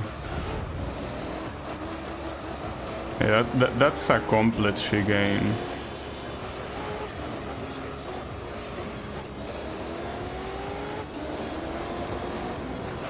It seems that the AI has less trouble doing it in reverse than doing it the regular way.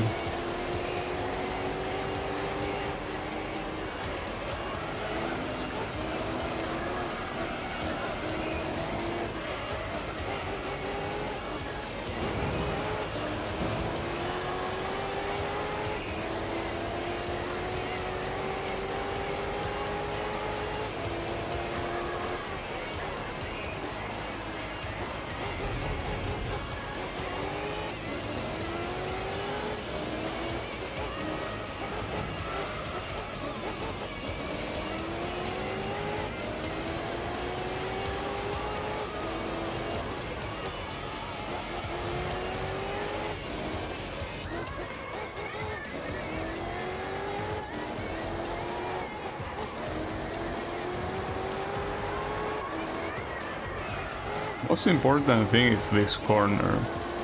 If that corner exit is relatively fast, you should be able to stay ahead for the entirety of the final straight.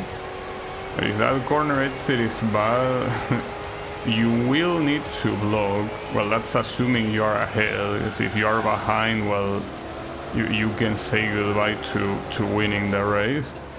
Ah, that sucks. Damn, how do you do this chicane so well?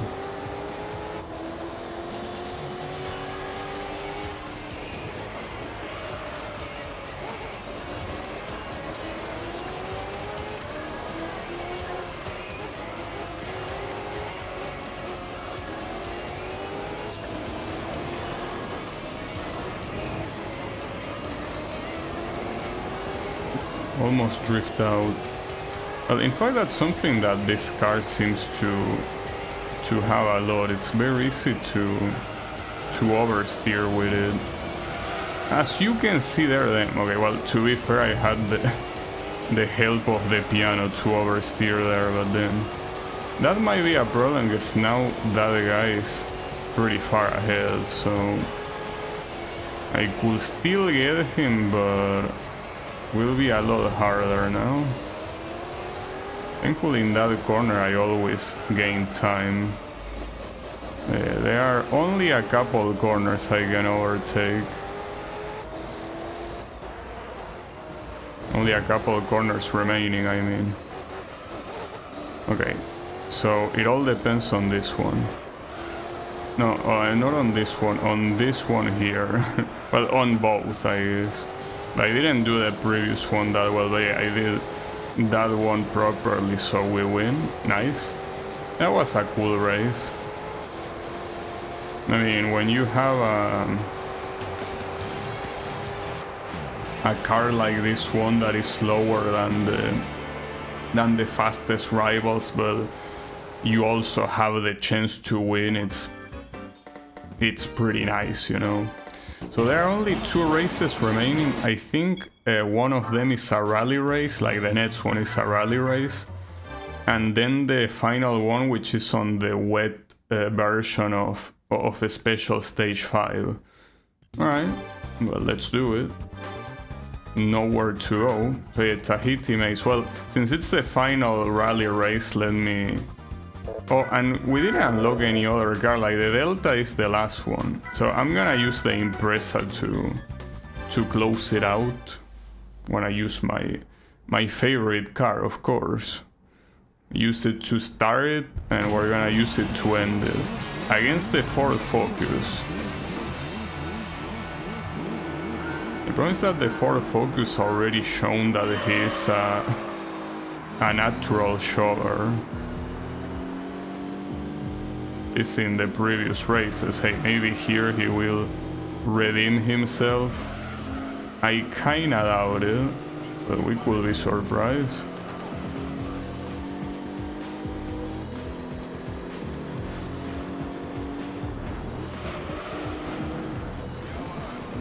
At least here he's able to resist pretty well. See how long it lasts, that resistance.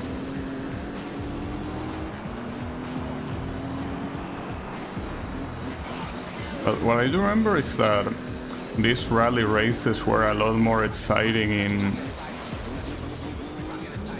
in simulation mode, because in simulation mode you could opt for using a turbo kit or not, and if you didn't use the final turbo kit, these cars were actually quite fast against you. You could still win, and in fact I won in while being on a disadvantage in multiple of them, but that's what made it a lot more interesting. Here it seems that the car that they give you, both as the one that you use and the one that is your rival, they are both, you know, essentially optimized to be on the same level, and since the AI is simply naturally slower, they are not gonna win assuming that you drive well.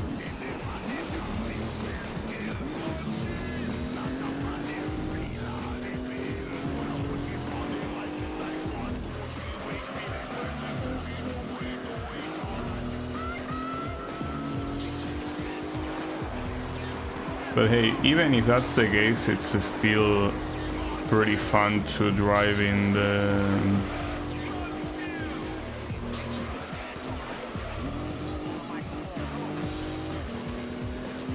Well, to drive rally in this game in general, you know.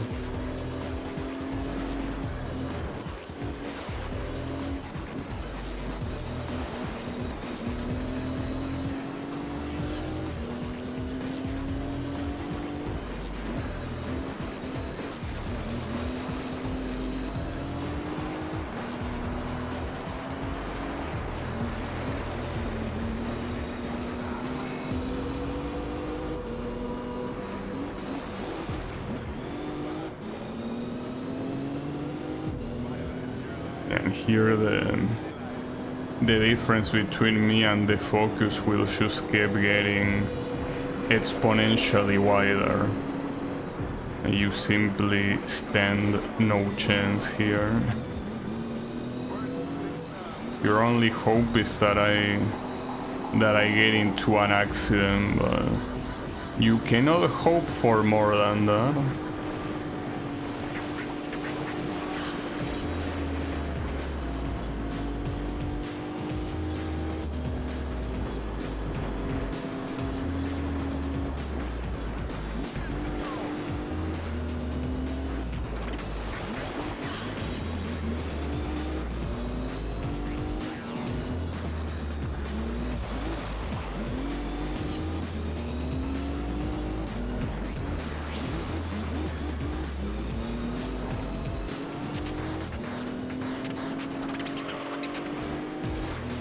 I wonder if there's gonna be anything special after you beat all the tracks.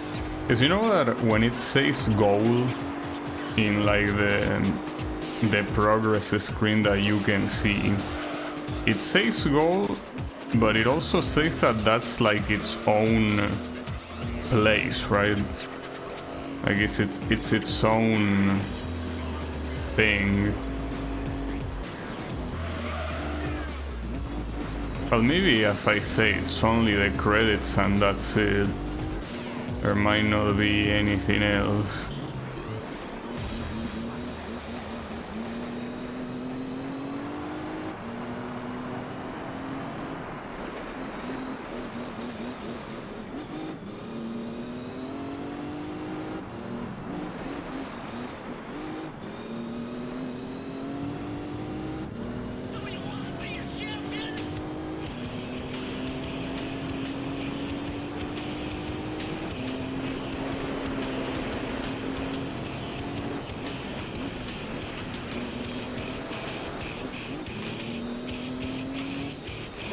It would be nice to have like a little surprise, like maybe one race using Formula cars.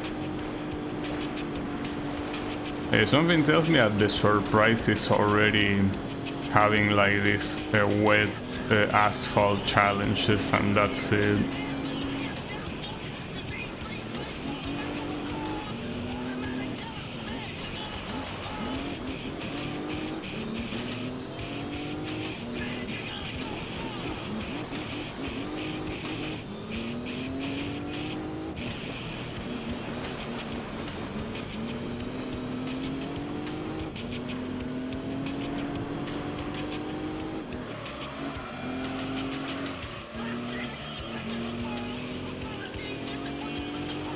The final lap.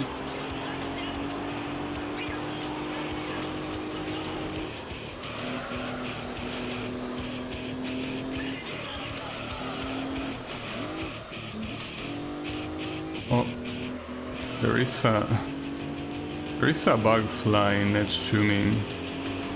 Well, even if it gets in the way with the insane advantage I have, it should not be a problem, but I just hope it doesn't. Because you know that these flies are usually extremely stupid no matter what. So a lot of times they can, you know, if they are dumb enough, they can easily get in your mouth and they die, so they are dumb, but you have the disgrace of having something unwanted in your mouth. So that really sucks, but yeah. But so far it hasn't really happened to me. I did have a lot of bugs getting in my face, but not specifically in my mouth, so I guess I should be thankful, right? But they are so dumb that it's not something I will discard that could happen.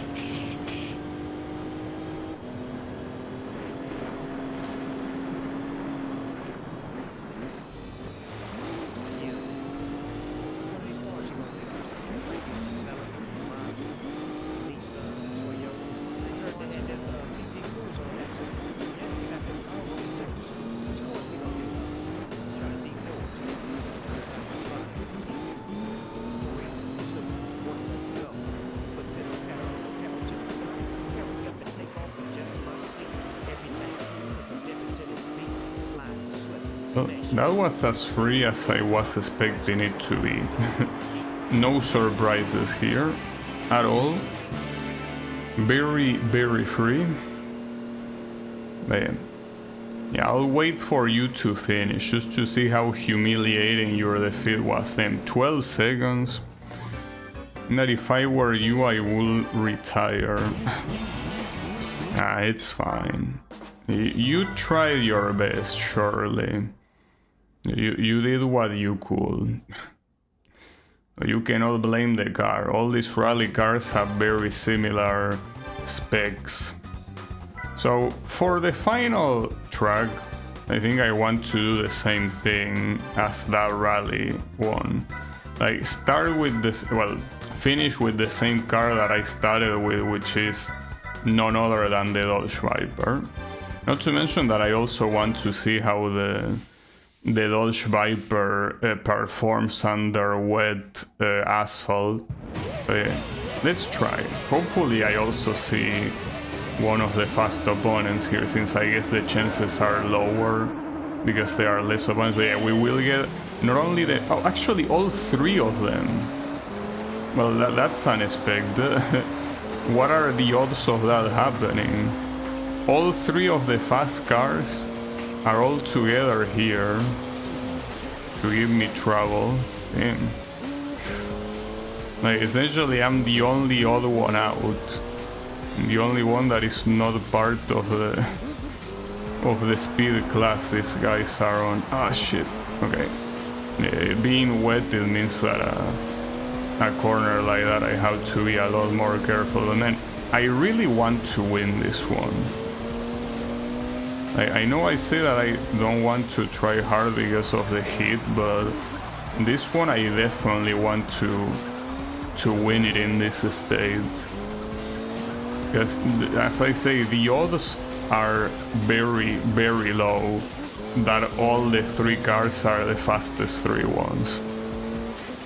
That being said, I don't think this is really gonna be that hard. You can already tell that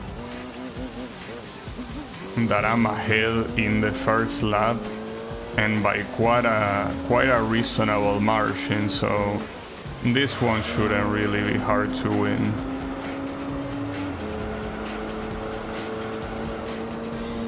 This one should be quite doable.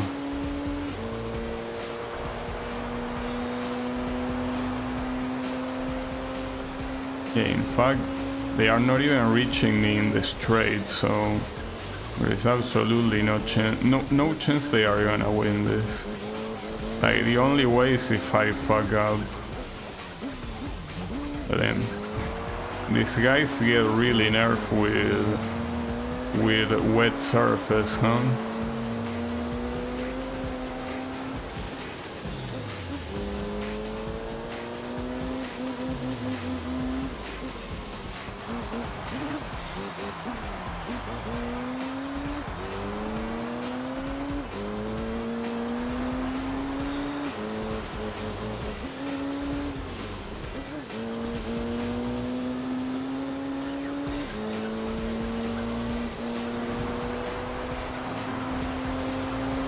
I mean, being 2 seconds ahead is quite a lot. It kind of feels like Monaco, though. What also helps is that this Dodge Viper is simply a very good car. Like, I don't have any issue driving it here. Like, it's just so natural. Like, I only had like a little bit of a slip at the very beginning on the first lap, but once you get used to it, it's no problem at all.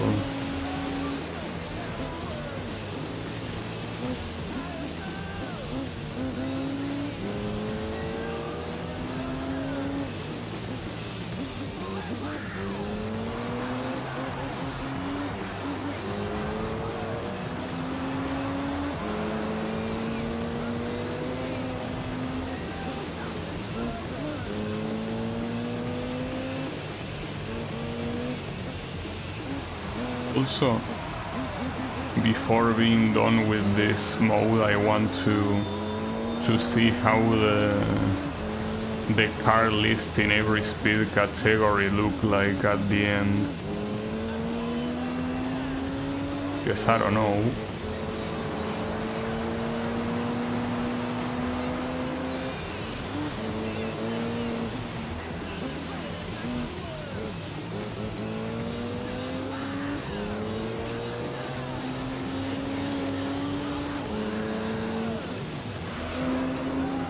Also very fitting to end it on this song.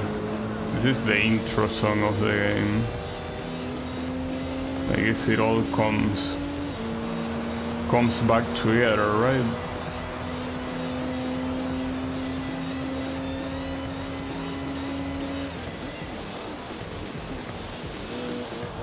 The most likely scenario is that we're gonna be finishing the stream earlier, and honestly I welcome it, because with how hot it is, I want to take off my shirt as soon as possible, and since I'm not gonna do that on stream, we'll have to do it off the stream.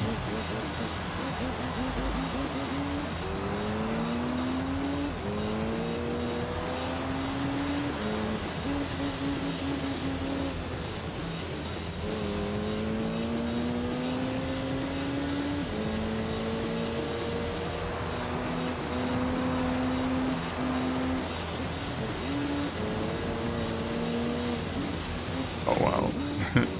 That's a typical thing that happened when I was doing this race on the non-wet version, that corner just comes out of nowhere. And since it's the reverse version, it's like you have no indication that that corner is coming, so it essentially comes out of nowhere. Well, final lap, possibly of the whole mode, unless there is a surprise later, which could be, I don't know, maybe. We will see.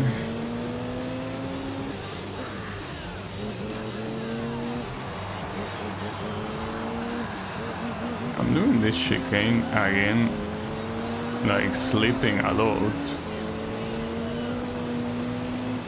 Seems that I kinda lost my touch on how to do it properly.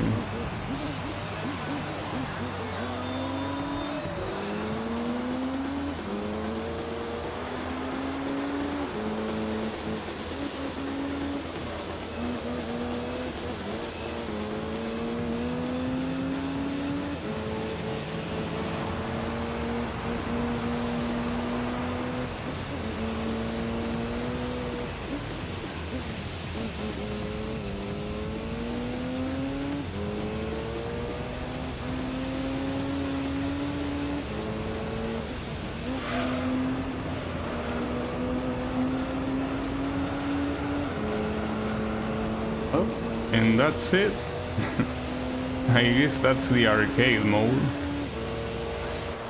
Well, we will see. Maybe there is still something left for the end, but I think that this should be it, right?